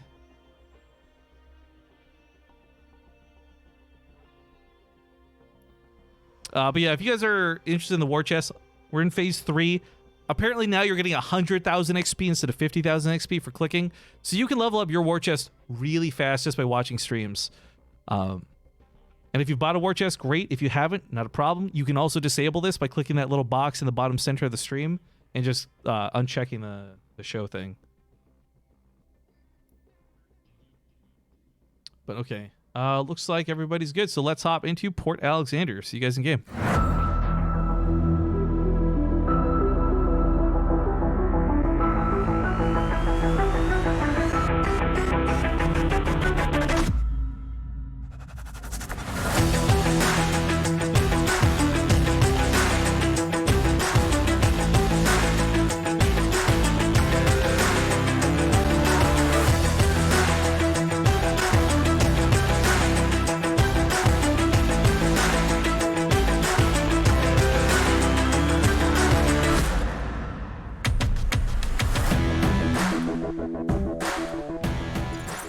All right, welcome back. Hope you're hyped and ready to go for game number 2. Spawning in the top left side, we have the blue Zerg player. It's Team Liquid's TLO. His opponent at the bottom right, going to be the red Zerg player. Down 1 so far, it's Cham. But guys, as I said before, this is a best of 7. There's quite a few games to play for. $200 to the winner, 100 to the runner-up. We'll see how this goes. Wurzag says, with so much GSL, WCS, base trade, Wardy, my war chest is already completely leveled with only watching. That's what's so cool about it, right? Like, you can still level it by playing, but if you are working and you can only play StarCraft 2 casually, it makes it so much easier to unlock all those skins and not have to worry about running out of time and stuff like that. So I know many of you, probably I would even imagine the majority of you, couldn't care less about the war chest overlay, but I'm here to cater to the minority for once, because I do feel like assisting leveling this thing up, getting it done quicker, getting it out of the way, not losing out on these skin opportunities is a great benefit. So I'm going to keep this overlay on for as long as they allow us to. Fubar West asks, why do all the Terrans lose now? Because Protoss is pretty good. I don't know. There's always questions about balance and racial distributions, and I think it really, as much as I want to blame something like, oh my god, this race is so good, it comes down so much to the player and the individual. Bren says, does esports initiatives mean Blizz is not giving the war chest money to the BlizzCon camp champion? So I've never fully understood, because they don't publicize these stats, and even when we get invited to like the summits and stuff, we don't get super behind the scenes information on where the money goes exactly. But I believe they leave it as an open-ended statement, so it gives them more freedom to fund more stuff. Like, for example, if they said all the money in the war chest goes to BlizzCon, then they can't siphon out like a couple $1,000 to fund something like Nation Wars, or the Team Liquid map contest, or other things that may or may not be a benefit of it. I don't know where the money goes, so I'm not saying anything here for sure. I'm just saying that by leaving it open-ended, it says, look, we're going to put a cap on how much goes towards Katowice, we're going to put a cap on how much goes to BlizzCon, so players get guaranteed money, but then extra stuff we make from it, we can put towards funding other events. So I don't know how and where that money is spent, but guys, I can tell you this, Blizzard's not pocketing that cash. We've had so many discussions about things they do, where their budgets lie, and it's not like they're shady with the money. They just don't disclose it because it gives them more freedom to put it in other awesome sources, if that makes sense. Well, at least that's what it has been to date, but then again, the company's changing, so I don't know. I don't want to speak for them. I don't work for Blizzard. Disclaimer, disclaimer, disclaimer. I am really curious, though, what our cut's gonna look like, because like with the war chest, again, we're only getting like probably 5% or less. Again, we don't actually know. None of the streamers actually know how much money we're getting from the war chest sales. But I am curious whether it'll be closer to $20 or if it'll be closer to $200, if you know what I mean. So it'll be neat to see what those sales numbers look like whenever we get our first paycheck from Blizzard for it. But as I've said publicly, and I'll say it again, money from that is going to go towards trying to make BTSL Season 3 happen. And also, hey guys, I can update too. Last night's bounty we did, the Twitch bounty, was so valuable. Our prize pool, if we find no sponsors for BTSL Season 3, is officially 50% funded. Obviously, I hope we find sponsors and then we can make it bigger and better, but that's where we sit right now. A little bit of a link scuffle coming out of TLO as I've talked nothing about this game, but there are a couple of highlight things to make mention of. If you guys aren't paying attention to the production tab, we have two very different tech paths happening right now. First off, it's armor coming out of Cham. Okay, this isn't so crazy. You expect Banley Wars, you want something that benefits your roaches later. Armor's a pretty solid upgrade. It'll also help you win link scuffles most of the time, except, however, with TLO, he's gone for +1 melee, which, by the way, is incredibly unconventional to go for a second upgrade, much less this early. So when it comes down to it, TLO's going to have more power than Cham will through upgrades, which isn't how Cham probably sees this playing out. How you liking the Grand Tour video game? I played a couple more chapters after we were done with the bounty, just to watch the show more than actually play the game. I gotta be brutally honest, I'm bad at racing games, so I don't care so much for the racing aspect of it, but I love British people and I love British television. So I was very interested in the Top Gear part of it, I guess you could say. Anyways, TLO's melee finished up for that fight. Whether Cham realized it or not, it became a massacre with or without those upgrades because TLO had a nice surround. +1 melee, though, chips through this very quickly. And what should be noted, by the way, is because of the +1 melee, TLO can actually surround these roaches.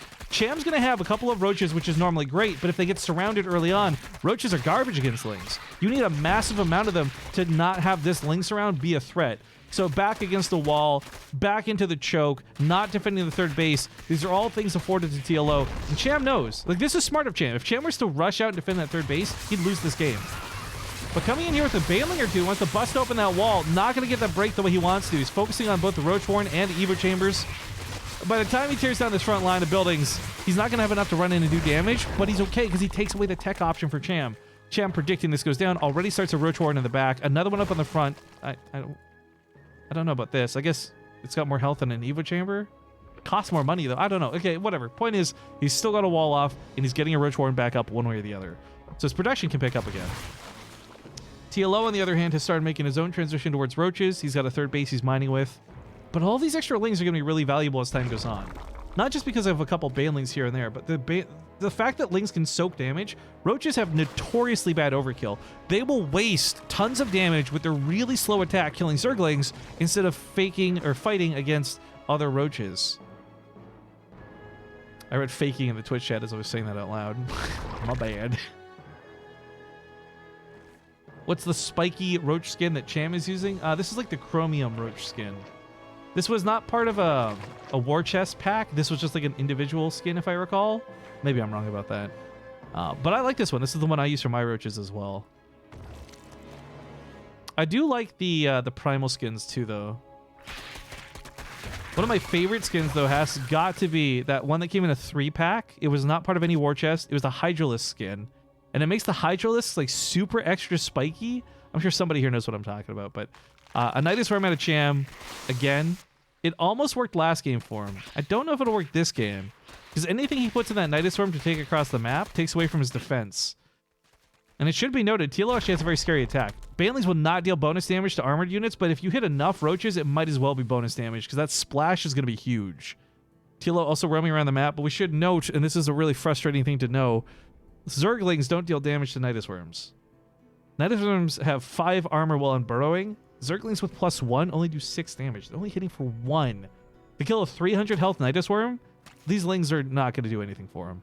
So I like that he's being very active about this. He could probably go in and go to... Oh, he's going for the natural base. Evo Chamber barely comes down in the nick of time, but is it going to be enough? Remember, these are +1 lings. They chew through buildings really quick. Breaks the Evo Chamber. Nidus Worm not even being used. Lynx is on auto attack, but TLO's also got to be on the defense here. A lot of roaches coming up his ramp. Numbers game here is 29-7, so in every way possible, this looks better for Cham. I don't even know, even if the Banelings get maximum splash damage, I still don't know if that'll be enough. Lings helping a little bit here with the overkill I talked about before, but TLO backing away, not taking these fights. He does start winning out on the other side of the map. There's some cool hold position micro, but none of the worker kills matter if TLO dies to the army. Defender's advantage is one thing, but 13 additional roaches is another case entirely, and TLO is taking a really good fight. Make no mistake, but he's starting to get broken. All he has to do here, though, is whittle down this enough that his reinforcements and his defender's advantage can win, but that's where this Nidus Worm comes into play. Nidus Worm essentially strips away defender's advantage from your opponent. TLO forced to focus on the Nidus Worm instead of shooting the roaches means a lot of lost damage. Drones get pulled, but GG's get called, and Cham takes the game and ties things up 1-1.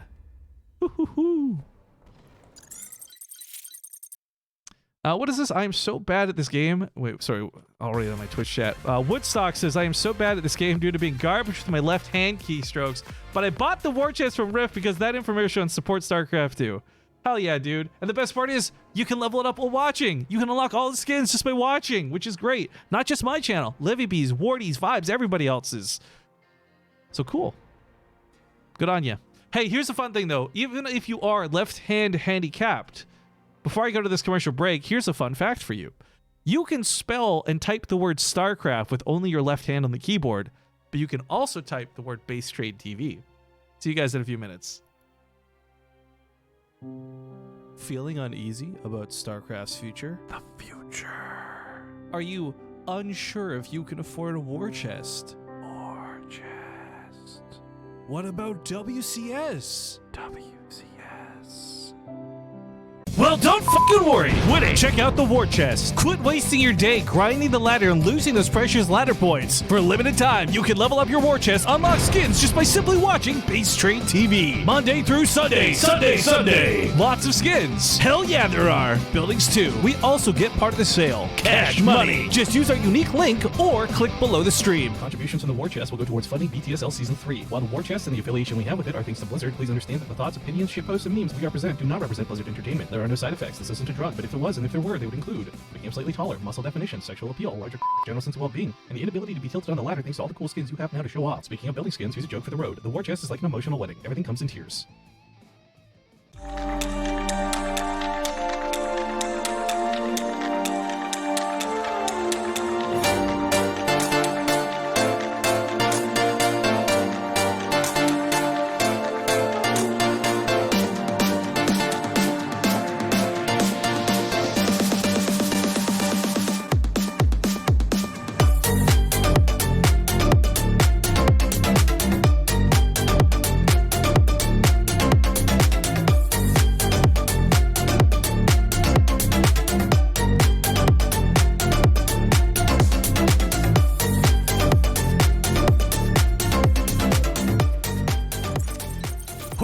folks, we got a bit of a tied series on our hands. Game number 3 popping up here in this best of 7 grand finals. Spawning in the bottom right side, we've got the blue Zerg player. It's TLO. Here's one to the top left. Of course, the red Zerg, Chivo's Cham. Never change, Rifkin. Well, if I never change, I'm going to start smelling really bad and wish I had done my laundry. Oh no.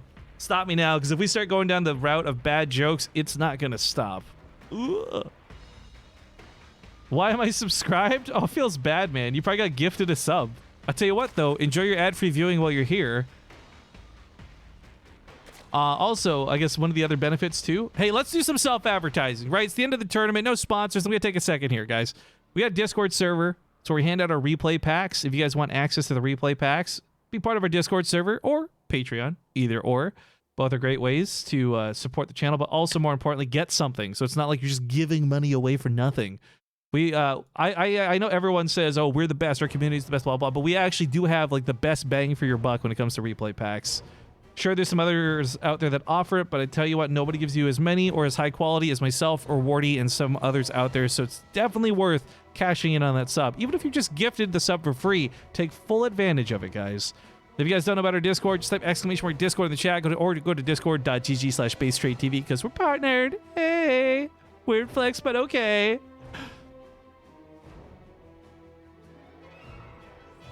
All right, so as far as this goes, again, as expected, no one's done really early crazy pools. Last game was probably the closest we were going to get to like a Ling Banley war, although I would love to see more. And that Nidus were in play. It's just yikes. I remember casting a finals. I think it was the oh shit, was it the other 5W's tournament? I think it was. I think the European one had a finals too, where it was Bly versus Raynor. Or maybe, no, it wasn't the finals, it was semifinals. I honestly can't remember off the top of my head right now. But the point was, we saw another ZVZ match where we saw Nidus Worms. Raynor eventually ended up winning. We had him on the stream for the winner's interview. I asked him specifically about Nidus Worms. He thinks they're broken. TLO thinks they're broken. Witnessing the way Cham uses them, they're certainly abusive. But I do want to highlight that in the European tournament, the Nidus Worm abuser, Bly, did not actually end up winning. So it's certainly possible to play around Nidus Worms, but when you watch the way they're being used, as this kind of just, not even all-in surprise you in the main attack, but more like just transfer from the main to the third, to the main to the third, and you just can't keep up as a Zerg player. Like, it looks almost impossible to deal with. But, again, 3 to 4 roaches being left in the main base sucks to take away from the army, but if it guarantees there's never a Nidus Worm that pops up there, then it's all the more worthwhile. And it's up to TLO or Cham if TLO ends up using a Nidus Worm, but it's up to the player defending to recognize that and fight around it. But ZVZ is a pretty basic matchup. Luckily, while there's awesome complexities with units, you don't have to worry about crazy dynamic, like, oh my god, mutas, how do I deal with this? Like, well, queens and mutas. And I said if TLO did Nidus Worms, I didn't expect him to actually do it. I saw that layer timing and thought, oh, it's just for speed, but no, he's actually going for a Nidus Worm. And in this game, Cham's going for Lings. Again, I want to make it brutally clear, guys. Lings cannot kill a Nidus Worm before it on burrows. They just don't have the damage. 5 armor is ridiculous. Like, to the point where I can't wait for Blizzard to nerf it. Look at this, look at this, watch this. Full surround. Full surround, barely a bar of health. Barely 2 bars of health. Barely 3 bars of health. Gonna pop out and lose the bonus armor, but that's where the queens come in. They go for those wicked transfuses, but they're too far away from the Nidus from the hop back in. The Lings do have a surround on the units that came out for TLO, but TLO's hit him so hard with so many roaches, so fast. That Nidus Worm is gross. And this doesn't look defendable. In fact, even if he wants to abandon ship, no problem. Go to the main base. New Nidus Worm popped up over here. But he doesn't need to abandon ship. He's got the surround protected by the SimCity. The Nidus Worm created backed up against that wall. And he's like, all right, see ya. Peace. Just kidding. I'm back out. It's TLO, baby. Never say die. All right. Checking the vision here for Cham. He knows about this main base Nidus Worm. TLO obviously causing a lot of damage, but not ending the game with this attack. He's behind a hatchery. And you know what's actually kind of funny? Cham might be in a slightly better position because of this if he wasn't sticking to Lings. If he had his own transition to roaches coming out, but he doesn't. And that's where this is going to get a little bit weird. TLO should be able to create a wall here, or at least keep his roaches backed up against the wall. Because as long as Cham can't get us around, these Lings don't have +1 melee. They don't chew through buildings like we saw TLOs do. In fact, they've only got armor, which I don't actually know if that even creates a difference with roach attacks. I still think it's like, what, 3 shots? Kill a Ling? 2 shots maybe? I don't know. I don't know ZVC well enough to know about that dynamic, but either way, no getting in here anytime soon. $5 coming in from Gibby. Thank you again, Gibby, for basically fueling my lunch for the next 3 days. $5 footlongs. It says, if you stopped with the bad jokes, why are you still casting? Lol. Love you, Rifkin. Hey, back it up. Hold on. Wait, hey. Why gotta be like that, man? Why y'all gotta joke shame me? Just because I like dad jokes? My brain goes numb from casting StarCraft 2 all day. All these terrible players we gotta watch. I need something simple. Something easy to react to. That's why dad jokes are perfect. Oh yeah, people are talking a lot about the 5 armor, and Mason brings up a good point. For a small period of time, the Nidus Storm was actually straight up unkillable. You couldn't target it. It just came out of the ground. Surprise! Yet, even then, it wasn't as broken as it is now, because as much as we're looking at this 5 armor aspect of it and saying, hey, how do you fucking deal with this? It's the fact that this Nidus Worm is the only version in any history of Wings of Liberty, Heart of the Swarm, Legacy of the Void, in any ladder play, this is the only time the Nidus Worm has unloaded as fast as it does. And that's what has made this so ridiculous. The armor is a component of it for sure, but it's the fact that you can't stop units once it's up. The whole army's there, like 2 seconds. Now this doesn't go so well for TLO. In fact, this fight's gonna go pretty poorly for him. Best case scenario, he trades out for the Ravagers, but realizing he got caught, he's gonna take the loss, and maybe TLO's on his way to proving that the Nidus Worm isn't so OP, guys. Please don't nerf it. TLO's playing 4D chess while we're all playing checkers. But Chivo's Cham takes game number 3, giving him a lead now 2-1. Now, if you are a subscriber to the stream, you're not going to see any commercials here. If you are a pleb, I'll see you guys in about a minute, because we're going to set up for the next map on New Repugnancy. Just play a couple ads while I do it, instead of taking a full-on break. But my StarCraft is freezing up on me, so maybe this will take a bit longer than expected.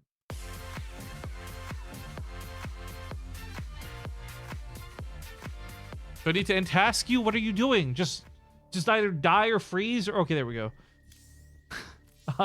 Thank you for just stopped. I'll get this in a sec. Sorry, I've already forgot what the map was. It's just New Repugnancy. There you go. StarCraft's got its collections tab, and like about 40% of the time, the collection tab like breaks your game. And I brought this up at the summit, and everyone made fun of me. They're like, well, just learn to click better. Don't accidentally click on it. And I'm like, this is a real issue, dicks. Like, anyways, sorry, that's what that was about. Scotty B, thank you very much for the 8-month resub. Glad to have you back. Ugh, crack my neck.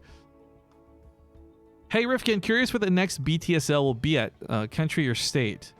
So BTSL Season 3, the one we're currently working on, will be online. BTSL Season 4 is the meme that might be a live event, but I don't know. We have to get 3 done first, so that's a we're working on it answer. But the players say they're ready. Let's hop into New Repugnancy. I'll see you guys in game.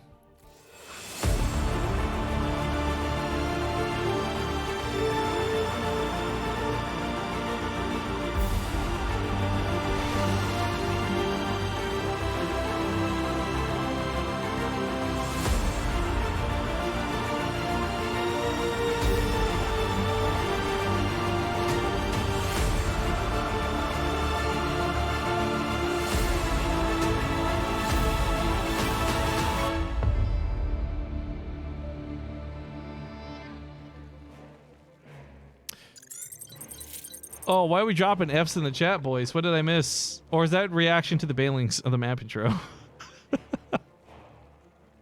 All right, we're getting into game number 4. Best of 7 continues, and it's moving along pretty swiftly. Spawning here in the top right, we have the Blue Zerg player currently down 1 game at the moment, but a slightly earlier pool to note it's TLO. Spawning here in the bottom left, we have Chivo's Cham. Chivo's still a new team. players like Cham and Sue on it, though. Looks pretty promising. But let's talk about TLO's opening. When you go for an early pool like this without gas, funny enough, this ends up not being all in. We've always known early pools to mean all in. We've always known 6 pools to be cheese. But frankly, in the current age of StarCraft, where the meta is right now, this pool is going to make 6 to possibly 10 Zerglings, likely not more than that. TLO's going to go across the map, and in a best case scenario, oh no, forget it, he's all in. Oh shit, I haven't seen someone do this in so long. He's pulling the boys because he's going to build 3 spine crawlers on the other side of the map to go with this.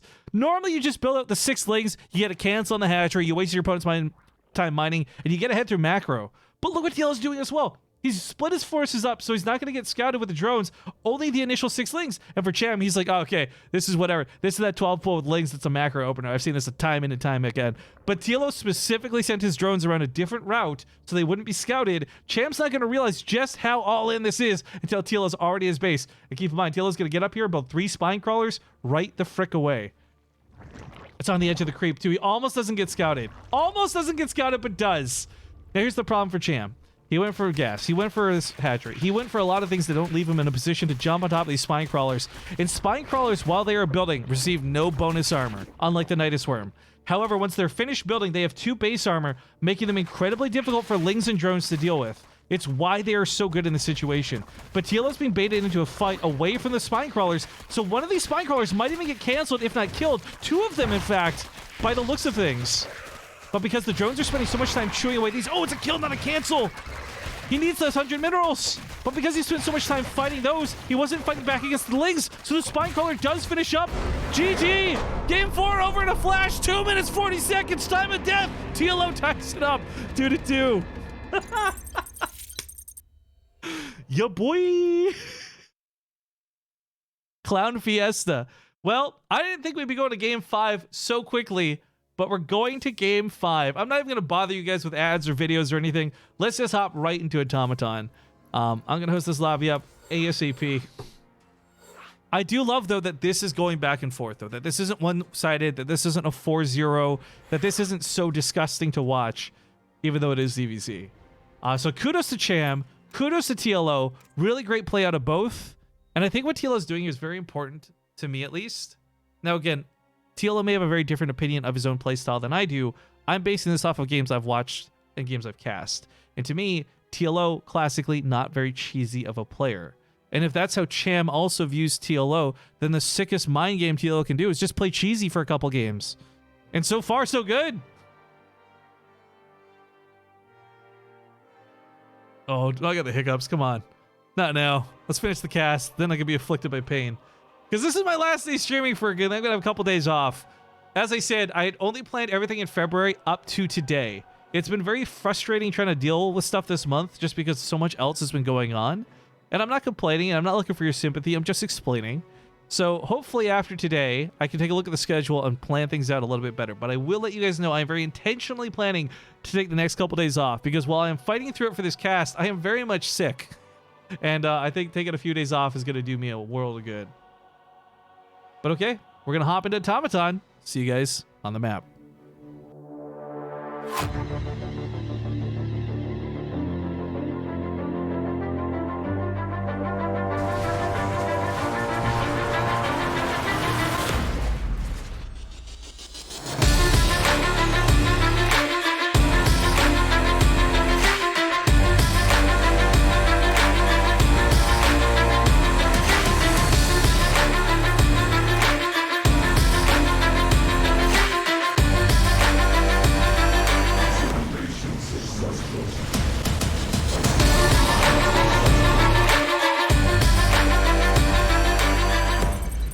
Welcome back to the best of 7. As I said, things are tied up 2-2. Spawning here in the bottom left side of the map, we have the blue Zerg player, Team Liquid's TLO. Spawning here in the upper right, we have the red Zerg, Chivo's Cham. And to the guy in chat who made a joke about me, this is why you're single. I want to tell you guys a real story about what happened on Valentine's Day. And you know it's real because I say it's real. It's clearly not just a story I've made up, okay? There's this girl I met and we were gonna start going to the gym together, but she never showed up. So I guess we didn't work out.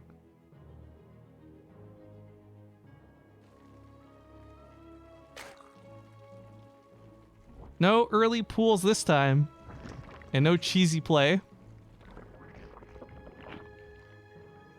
As far as Cham, maybe a little on guard after that last game. But for the most part, I don't think TLO is going to get away with a trick like that twice in a best of 7. If he did, that would be more impressive to me than winning the best of 7.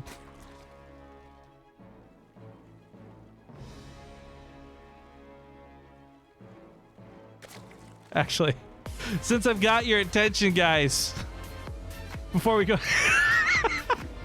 It's on a sub for tier 3, 49 months to say, please kill me.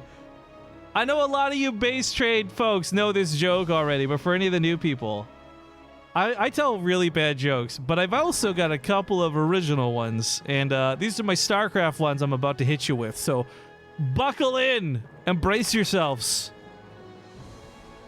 As you guys all know, there's a unit in StarCraft 2 called the Infestor. What you might not know is that this unit, despite spawning one at a time, is never alone. It usually comes with a couple of fun gals.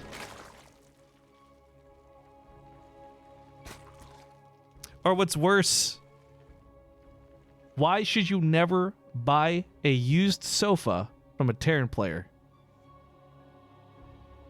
It usually comes with repercussions. Not the train joke. Not the train joke. Yeah, don't worry, guys. These games are going by too fast to tell the train joke. If I started the train joke in that last game, I wouldn't have even finished it halfway by the time the game was over. Factory Jane could save us. I don't know. I like jokes. I like clever little cheeky puns. I know it's not for everybody, but it's my cup of tea. So if you like bad jokes, definitely make sure you hit that follow button. But while we can pretend that Rifkin's a comedian a little bit later, what we should note is that TLOs have to do quite a bit of micro to defend against these lings, and so far so good. Only one drone, not bad. Loses mining time, obviously not fun, but yeah, not bad. Only one drone dies to that. I just remember that when we had that German guy in stream, and I tried to tell the German jokes, my internet died, and that made me very paranoid about telling jokes. Like, what if what if that's what caused the internet to die? Uh-oh. Ling's gonna run by here, but there's banelings for both. A couple queens caught off guard. But the baneling war is gonna be very important. For those, again, who are a little bit newer to StarCraft, you can watch one baneling remove an entire army of Zerglings. But when it comes to banelings versus banelings, you need 2 banelings to kill another baneling. So if you're not careful, these will get to your mineral lines and they'll do tons of damage. Both players trying to dodge banelings from the other, but Cham's gonna tap out. I didn't realize this TLO had gotten to the other side of the map. Let's rewind that. Instant replay. I was so focused on what was happening in the natural base, we didn't see TLO sneak across the map and Bim Basil Boozle with a lot of Zerglings over here, killing Cham's natural. And Cham, with no attack force left on the other side of the map, had nothing at home to defend either, so things go poorly over here, things go poorly over here.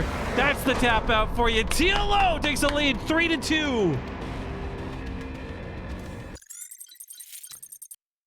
Why are we abusing dares with bans? What's going on in the chat? I thought dares was a mod. Can you even ban dares? What is this bullying that's happening right now? Okay, so what's noteworthy, guys, is this puts us on match point. If TLO wins this next game, it's all over. I ban dares. When did I ban dares? I don't remember banning dares. Don't get me wrong, I'm all for banning dare. No, what? I don't know when this happened. All right, Kairos Junction comes up next, guys. It is possibly the last... Oh. Dare says that the last joke hurt him so badly he unmodded himself so he could ban himself. Like, God damn. Are my jokes that bad that my mods want to fucking leave me and get banned? That's their alternative. They're like, rather than listen to this guy for 1 more second, I'd rather commit Sudoku, solve some numbers, and then get myself banned. Jesus, dude. All right. Let me host up this game. So, everything's on the line here. TLO possibly wins this whole tournament with this game if he can win Kairos Junction. But before we do that, I am going to take an actual ad break for a few seconds here. Thank you guys for watching. Be back in about a minute.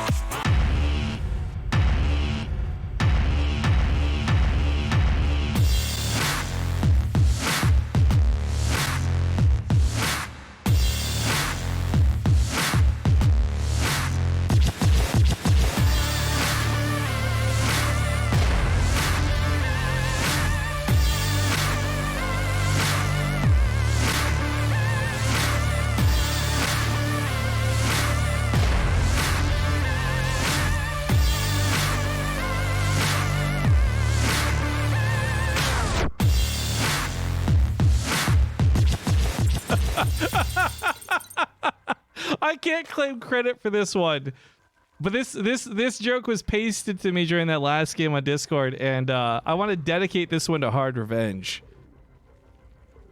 The only thing flat earthers fear is sphere itself. Welcome back to game number 6. This is possibly the last game in the grand finals. Spawning here in the bottom right, we have the blue Zerg player on his last life. It's Chivo's Cham. His opponent at the top left, the red Zerg. He's up and on a win streak. It's TLO. If TLO wins this game, it's all over. $200 to him. If Cham wins this, then we go the ace match. Either way, we've had a fantastic turnout for tonight. Great viewership, some pretty fun games, some dumbass memes, and I want to thank you guys all sincerely for joining me tonight. It's been a lot of fun. So, if you're not following the channel, again, I'm urging you to hit that follow button so you get notifications when we go live. You don't miss out on the future shows. We don't know when the future shows will be, but you bet your bottom dollar I will update our events tab once I know what's going on. Turkey Danos is over 50 viewers tonight. It's pretty decent. I know I was shooting for 35. 50 was already beyond expectations. I don't know what to do with 4,600. I think when we were on the front page, we peaked out at 8K too, which is pretty cool. But the thing is, as good as this viewership is, there's no sponsors for this event. I have nobody to impress with these numbers. So this is just honest to goodness, fun StarCraft times for me. I hope it is for you guys too. I mean, we didn't even get crazy, amazing subs or donations or anything from the front page.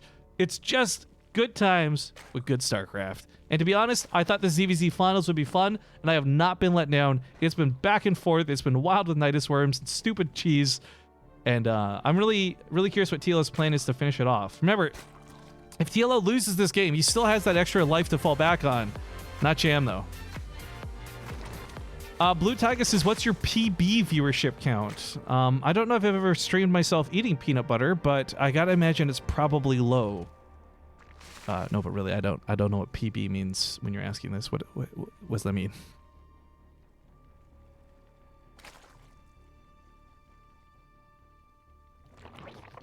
Oh, Miha, are you somebody who bets on StarCraft matches? Yikes. Congratulations on coming out ahead, though. Gibby311 You could arrest me if you read my dono. Oh shit, did you? Oh, you did during the commercial break. That's why I didn't see it. Gibby311, thank you for the $5. Says hashtag vote ban dares. Hashtag vote ban BaseTradeTV. You guys, we've already done this on stream. Like I screen regioned it. I tried to ban myself. You can't ban yourself. It says you can't ban the broadcaster.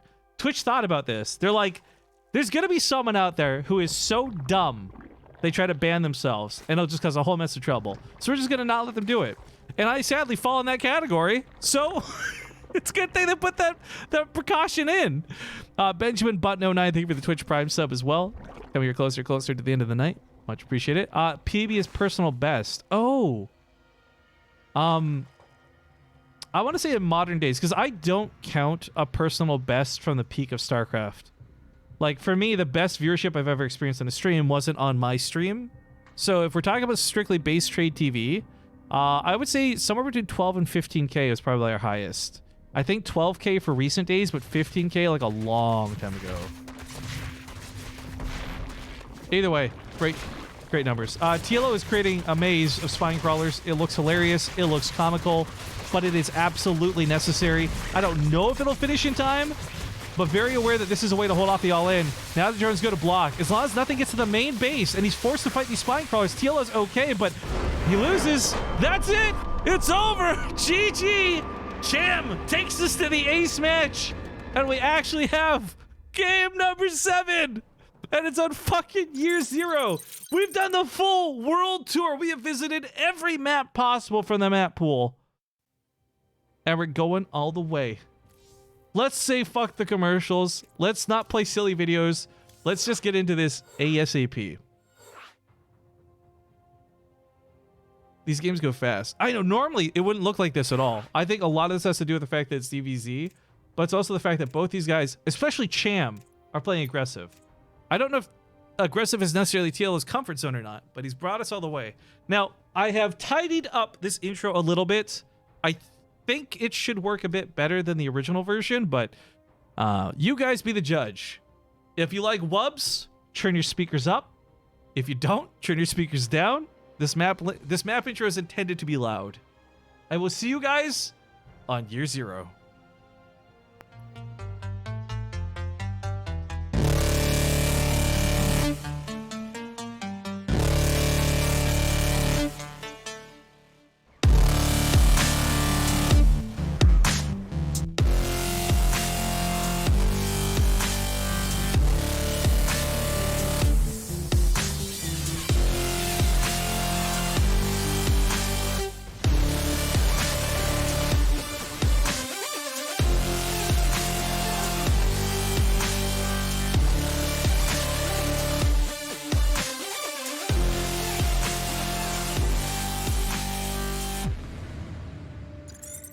All right, folks, we're in game 7. It's gone all the way.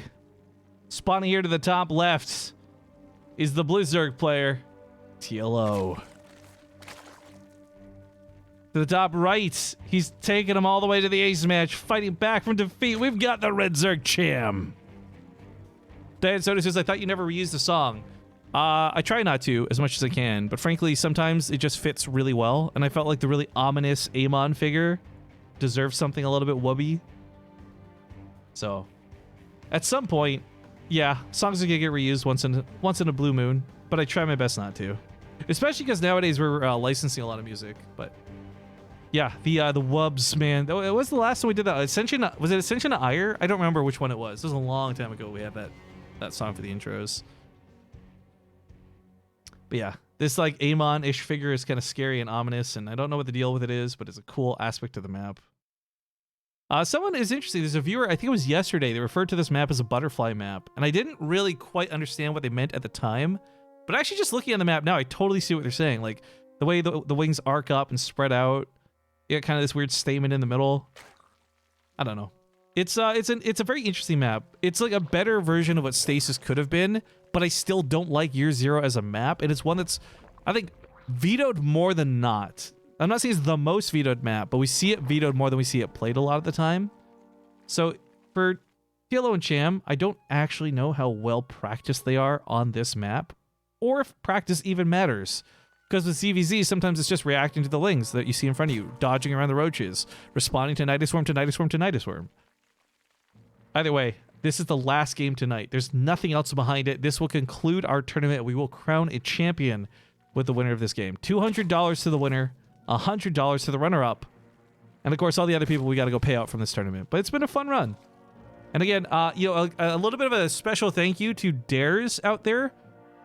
To be honest, guys, I didn't really have a lot of motivation to try and do stuff this month with WCS and GSL eating up the schedule.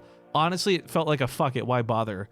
But Dares was needing some work. He wanted to get a couple of bucks for adminning stuff. So without Dares, I would not have been motivated necessarily to make this tournament. So make sure you guys give Dares some love, because he has helped a lot with behind the scenes stuff, more than a lot of people knew about.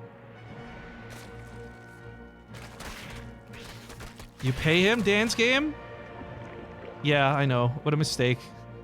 Can't believe BaseTradeTV pays admins. Fucking idiot. God. Ridiculous. No, no, no, no. No.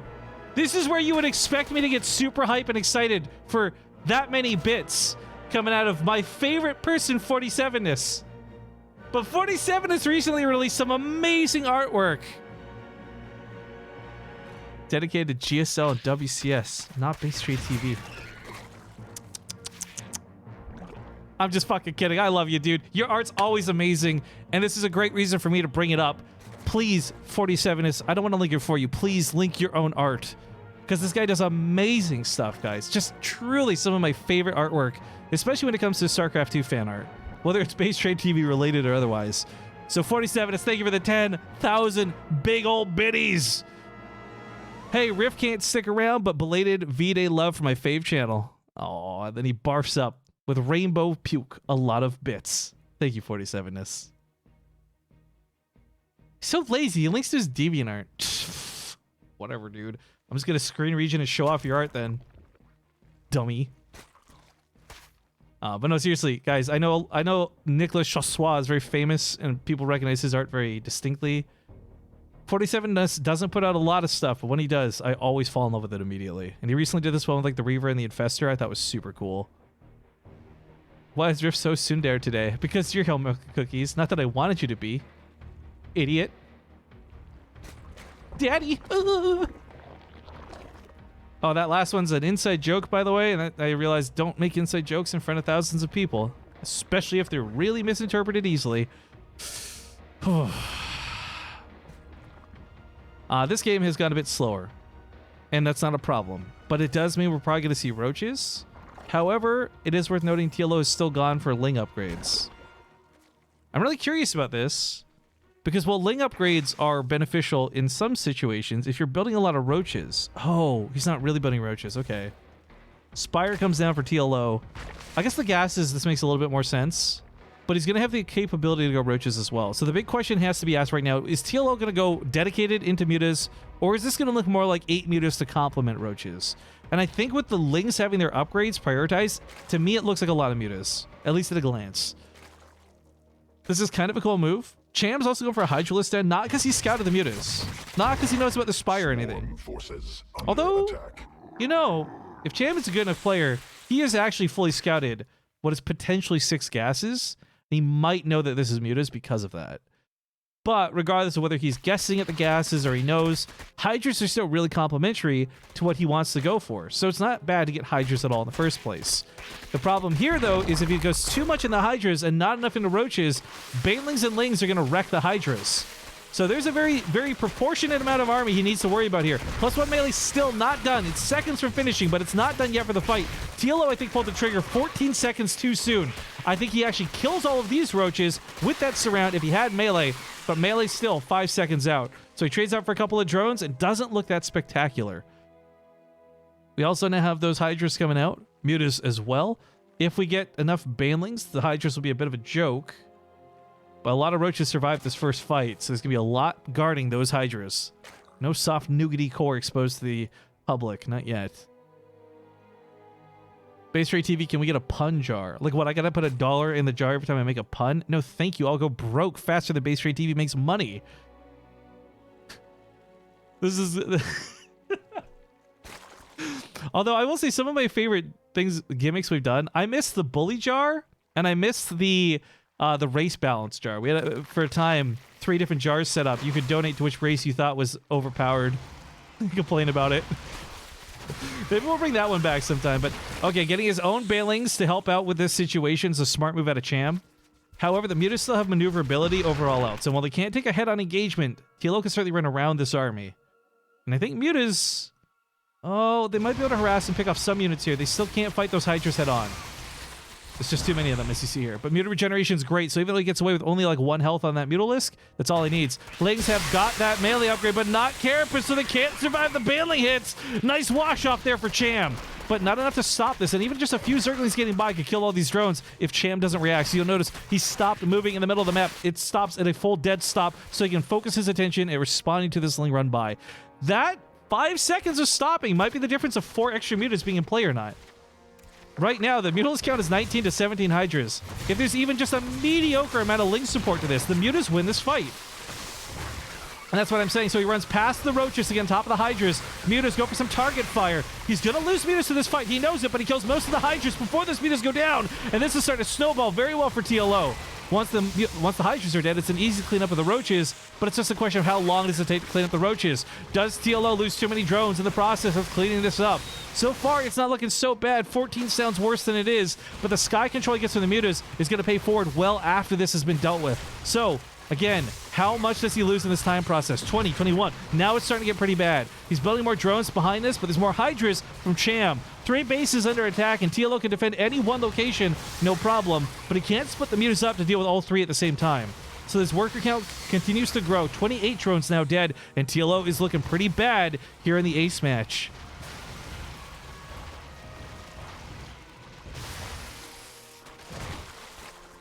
There was this additional hatchery made, which is kind of funny to see. Rather than rush back and deal with the remaining Roaches, he leaves a couple of Mutas behind while he segments the majority of them to go for the counterattack on the other side of the field. But Spores and Hydras, this is a suicide run at best, so not committing to this is the right answer. The problem is, though, if he can't cause any damage, there's no way for him to just play macro and catch up. He's not just going to magically out-drone his opponent. But the thing is, the Mutas can keep Cham at home for a long time. And if Cham never moves out for a 4th base, at some point it rolls over, and TLO can make this work.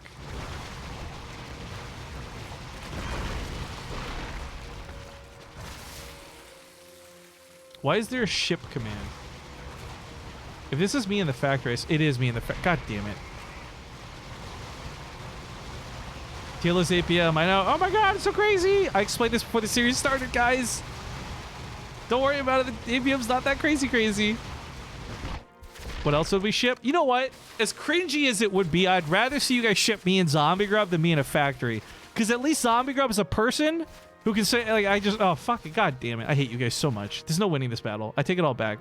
I said nothing. Pretend I said nothing. TLO in a lot of trouble as 3 bases are hit once again. And this is that same problem before where Mutas can deal with one of these locations, but not all 3. So TLO taking another 15 worker hit. Still with like an insane amount of Mutas in the sky. He's got 23. I just don't know that there's any money game for him. I mean, look at the income graph. Oh, it's devastating. Another base gonna go down. Fuck, Dares brings up a really good point. The factory is 2D. All right, he goes for the last hurrah of a fight, but that 23 count of Mutas quickly dwindles. TLO with such a great tournament run, I do believe it's safe to say is probably over. I hate to say it, but it's 2 bases. Well, you know, it's 2 bases to 2, funny enough. So the drone count isn't that big of a deal, but just every time he comes in here, he had Mutas to fall back on. He doesn't any longer. Is the GG? Ladies and gentlemen, your champion is gonna be Cham. Can't spell champion without Cham. Now, when we did Europe, we were able to grab a quick winner's interview. I'm not sure if we'll be able to do that here with Cham. I'll poke him nonetheless. What I don't love going to Discord and seeing that I have 4 unread messages tagged to me on BaseTradeTV's Discord. I'm like 99% sure it's you guys posting the stupid fucking factory. So I'm not going to go to Discord and look at that.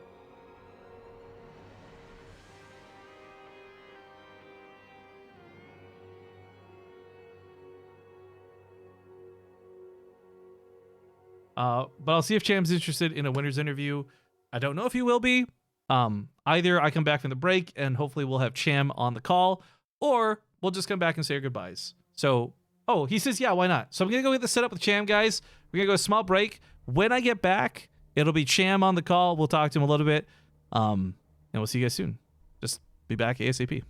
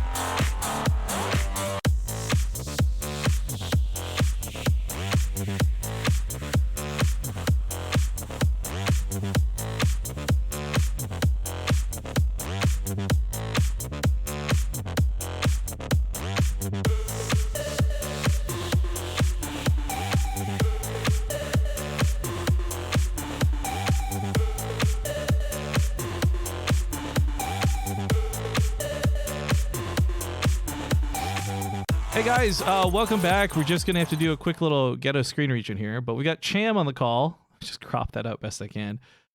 Champion of the 5W's North America tournament. Congratulations, first and foremost, obviously. Good job, man. What a crazy series. That went all the way to Game 7. Did you think, with TLO being your opponent, that it would go all the way to Game 7? Well, first of all, thank you. I am pretty excited. I didn't think it was going to get to the Game 7. I know he's a pretty good player, but I was expecting like 4-2 or something like that. But yeah, amazing series. So a lot of confidence going into this then. Yeah, I have a lot of confidence, actually. So let me ask you about this part of it then. Is it the confidence in ZVZ or is it the confidence in you versus TLO? I think my confidence in CBC, actually, yeah. Okay. Real quick, by the way, guys, I've got a couple questions I'm going to ask Cham, but if anybody in chat has a question you'd like me to ask, just write it in the chat and I'll pick some of the good ones that I see.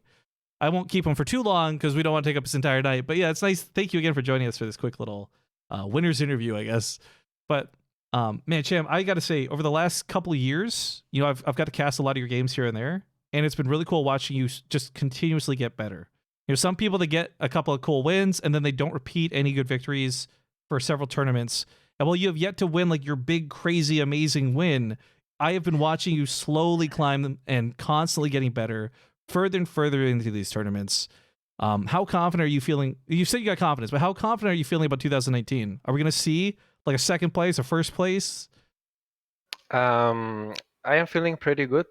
Um, One of the things that that I've been missing these past years was mentality.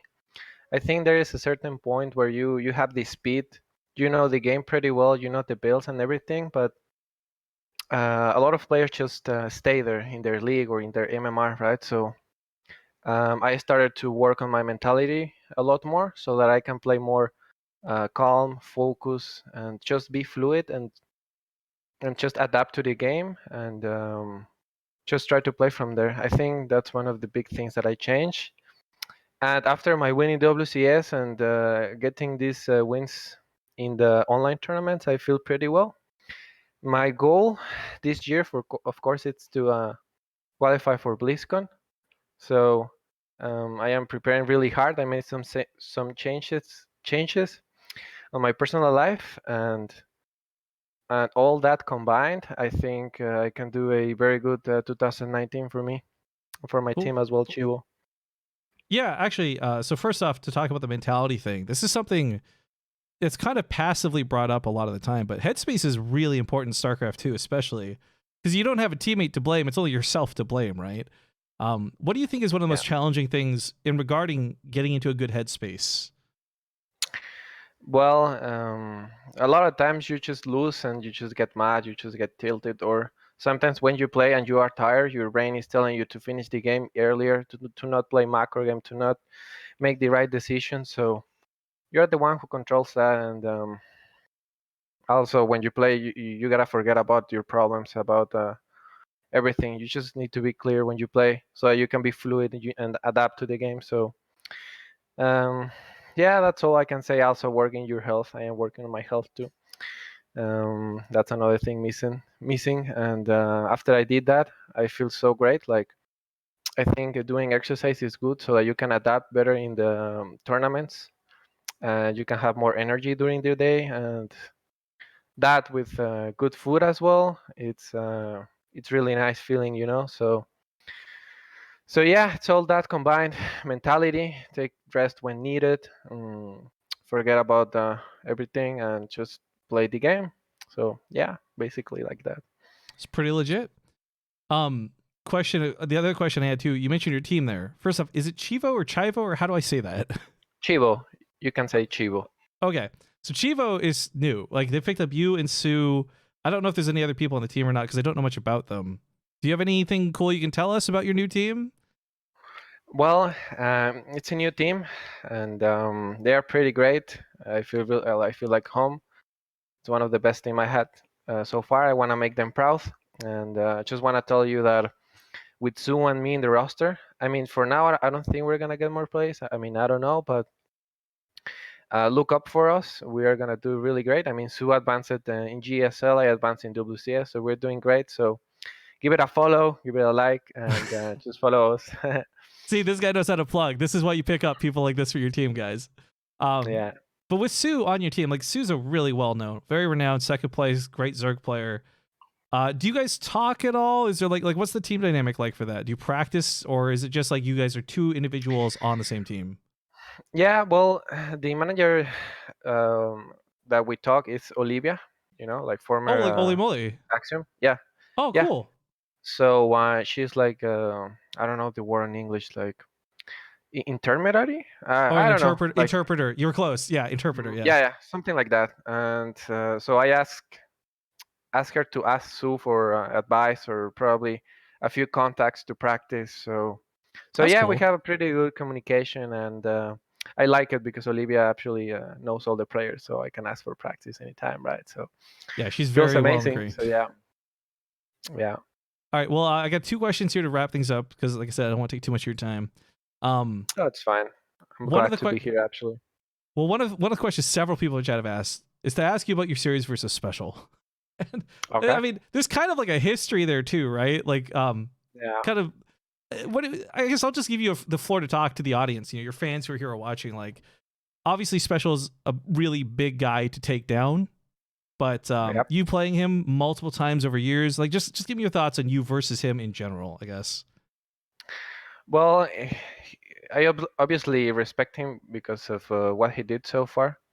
He's an amazing player, of course, and when I played him, I tried to just remove that of my head. Like I started to stop comparing myself to others because one of the things I did these past years, I was like, I lost to Nercho and I was like, oh, he's like 3-time BlizzCon, he's like WCS champion, right? But that's bad for your head because you're telling yourself that you can't do it. So when I played him, I tried to forget about who he was and just play like against Terran, period. And all that mentality thing, like just play fluid, you know. But yeah, I think it's a big monster to take down in WCS. I mean, I am obviously proud of what I did, and my work paid off, right? So yeah, Well, I'm just happy about it that I beat him, but he's also like Mexican, you know. taking So down a fellow countryman never feels yeah, good. yeah, yeah. Yeah, well, feels good, but bad at the same time because right now I am the only Latin American in WCS, so it feels like really nice. Like I am the only one who's carrying the the Latin American team. But other than that, yeah, just I respect him and he played well, but I played well as well. So yeah, Well, good on you, man. Especially because, I mean, for those who don't know, Special, aka used to be better known as Major, some of you may recognize that name. He is actually feared by even the Koreans. Like, we've actually had people cancel out of brackets when they see they're seated out against Special. Like, he is that wow. scary of a guy. So when Cham can beat him, now maybe this is not like he'll beat him every time, but just being able to beat him the one time is all you need. He got the victory, and that's what mattered the most. And I got to imagine that was a huge confidence booster for you too, right? To take down somebody like Yeah, Special. I immediately went to celebrate with my friends. It was like That's good. I That's felt good. that I won a tournament. You know, it was like a really good feeling. But it was just one round match. I'm just preparing, you know, for round robin. I'm still confident about that. So yeah, it just feels like I won a tournament after I beat him, pretty much. I mean, it's a big enough of a win. Absolutely, I think you deserve to feel that way. I mean, you look at the Yeah, history of things like Copa America too, right? It's special. It's special. It's always special winning these things. yeah, So, good on you, man. First off, congrats on that too, obviously, but congrats on today more because this was our tournament. So, congratulations. This is kind of cool though. The hardest thing I have as a tournament organizer is like finding people who will show up and play consistently. It's really difficult to do that with North America, obviously. But man, I'm really glad how this one went. I had a lot of fun. Even though the group stages were a little bit one-sided, I think today's semifinals, I really enjoyed the hell out of it. So thank you again so much for playing. Just as a blanket thank you. yeah, yeah. Well, thank you for doing this to the community. You know, it's huge, and every time you invite me, I actually play. So yeah, thanks for inviting me. And if you want to invite me again, I am happy and glad to play again as well. And Ooh, I have well, for my Latin American fans, I'm actually gonna post that I won this tournament. And yeah, well, thank you for inviting me to the tournaments, and I look forward to play more of your great tournaments. cool. I look forward to having you. And on that note, before we disappear, guys, we actually got a bunch of donations, and instead of putting that money in my pocket, I said we're gonna make some more North American Open Cups with it. So I'm not sure if it'll be this coming Friday or the next Friday, but you can look forward to seeing some more North American catered events on BaseTradeTV. So hopefully we'll see Cham play in some of those. And if we don't, no big deal. You've got WCS to worry about, obviously. But Yeah. thank you again so much for playing today. I guess last moment here for shout outs. The floor is yours, your Twitter, your Twitch. Actually, someone was asking, when are you streaming next? Oh, I was waiting for WCS to stop and this tournament, so I might be able to stream tomorrow. I think tomorrow at the afternoon, like I don't know, like 2 p.m. Mexico time. And yeah, thank you all for watching. I feel really grateful that I can be a pro gamer as a living. I absolutely love my life. I love you guys as well. Thank you to you for BaseTradeTV to doing these great tournaments. Like I said before, I would like to play more if you invite me. And also my team, Chivo, I'm really happy about them. I'm gonna perform my best. And to the Latin American fans, gracias por verme. Le voy a echar muchas ganas. Muchas gracias por apoyar. Y vamos con todo. Este año vamos a BlizzCon. Y thank you.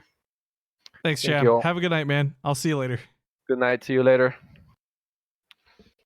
All right, guys, that was Cham. Obviously, no clue what he said at the end there. I assume it was positive vibes, though, and that will wrap things up. So big thank you to Cham for coming on and doing the winners interview. Obviously, we said it about 10 times. Thanks for playing, winning, etc., all this good stuff. But tonight does come to a conclusion. I wish I had the energy to go take this and go stream and do more cool stuff, but as I said, but yesterday I started coming down with something. Today I'm really feeling the like in my throat more than anything else. So, oops, echo. So we're gonna call it an end here. If you guys really like this stuff, I hope you come back for more. Hit the follow button. Like I said, we're almost at 122,000 followers. That's really cool. Gibby says, "Why don't?" Oh, I'm sorry, I missed your donation, dude. It was during the interview. Gibby 311, thank you again for another $5. Spoiling me rotten tonight. Says just going to leave this right here, and it's a clip.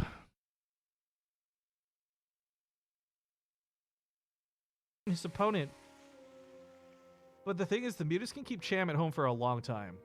And if Cham never moves out for a 4th base, at some point it rolls over, and TLO can make this work.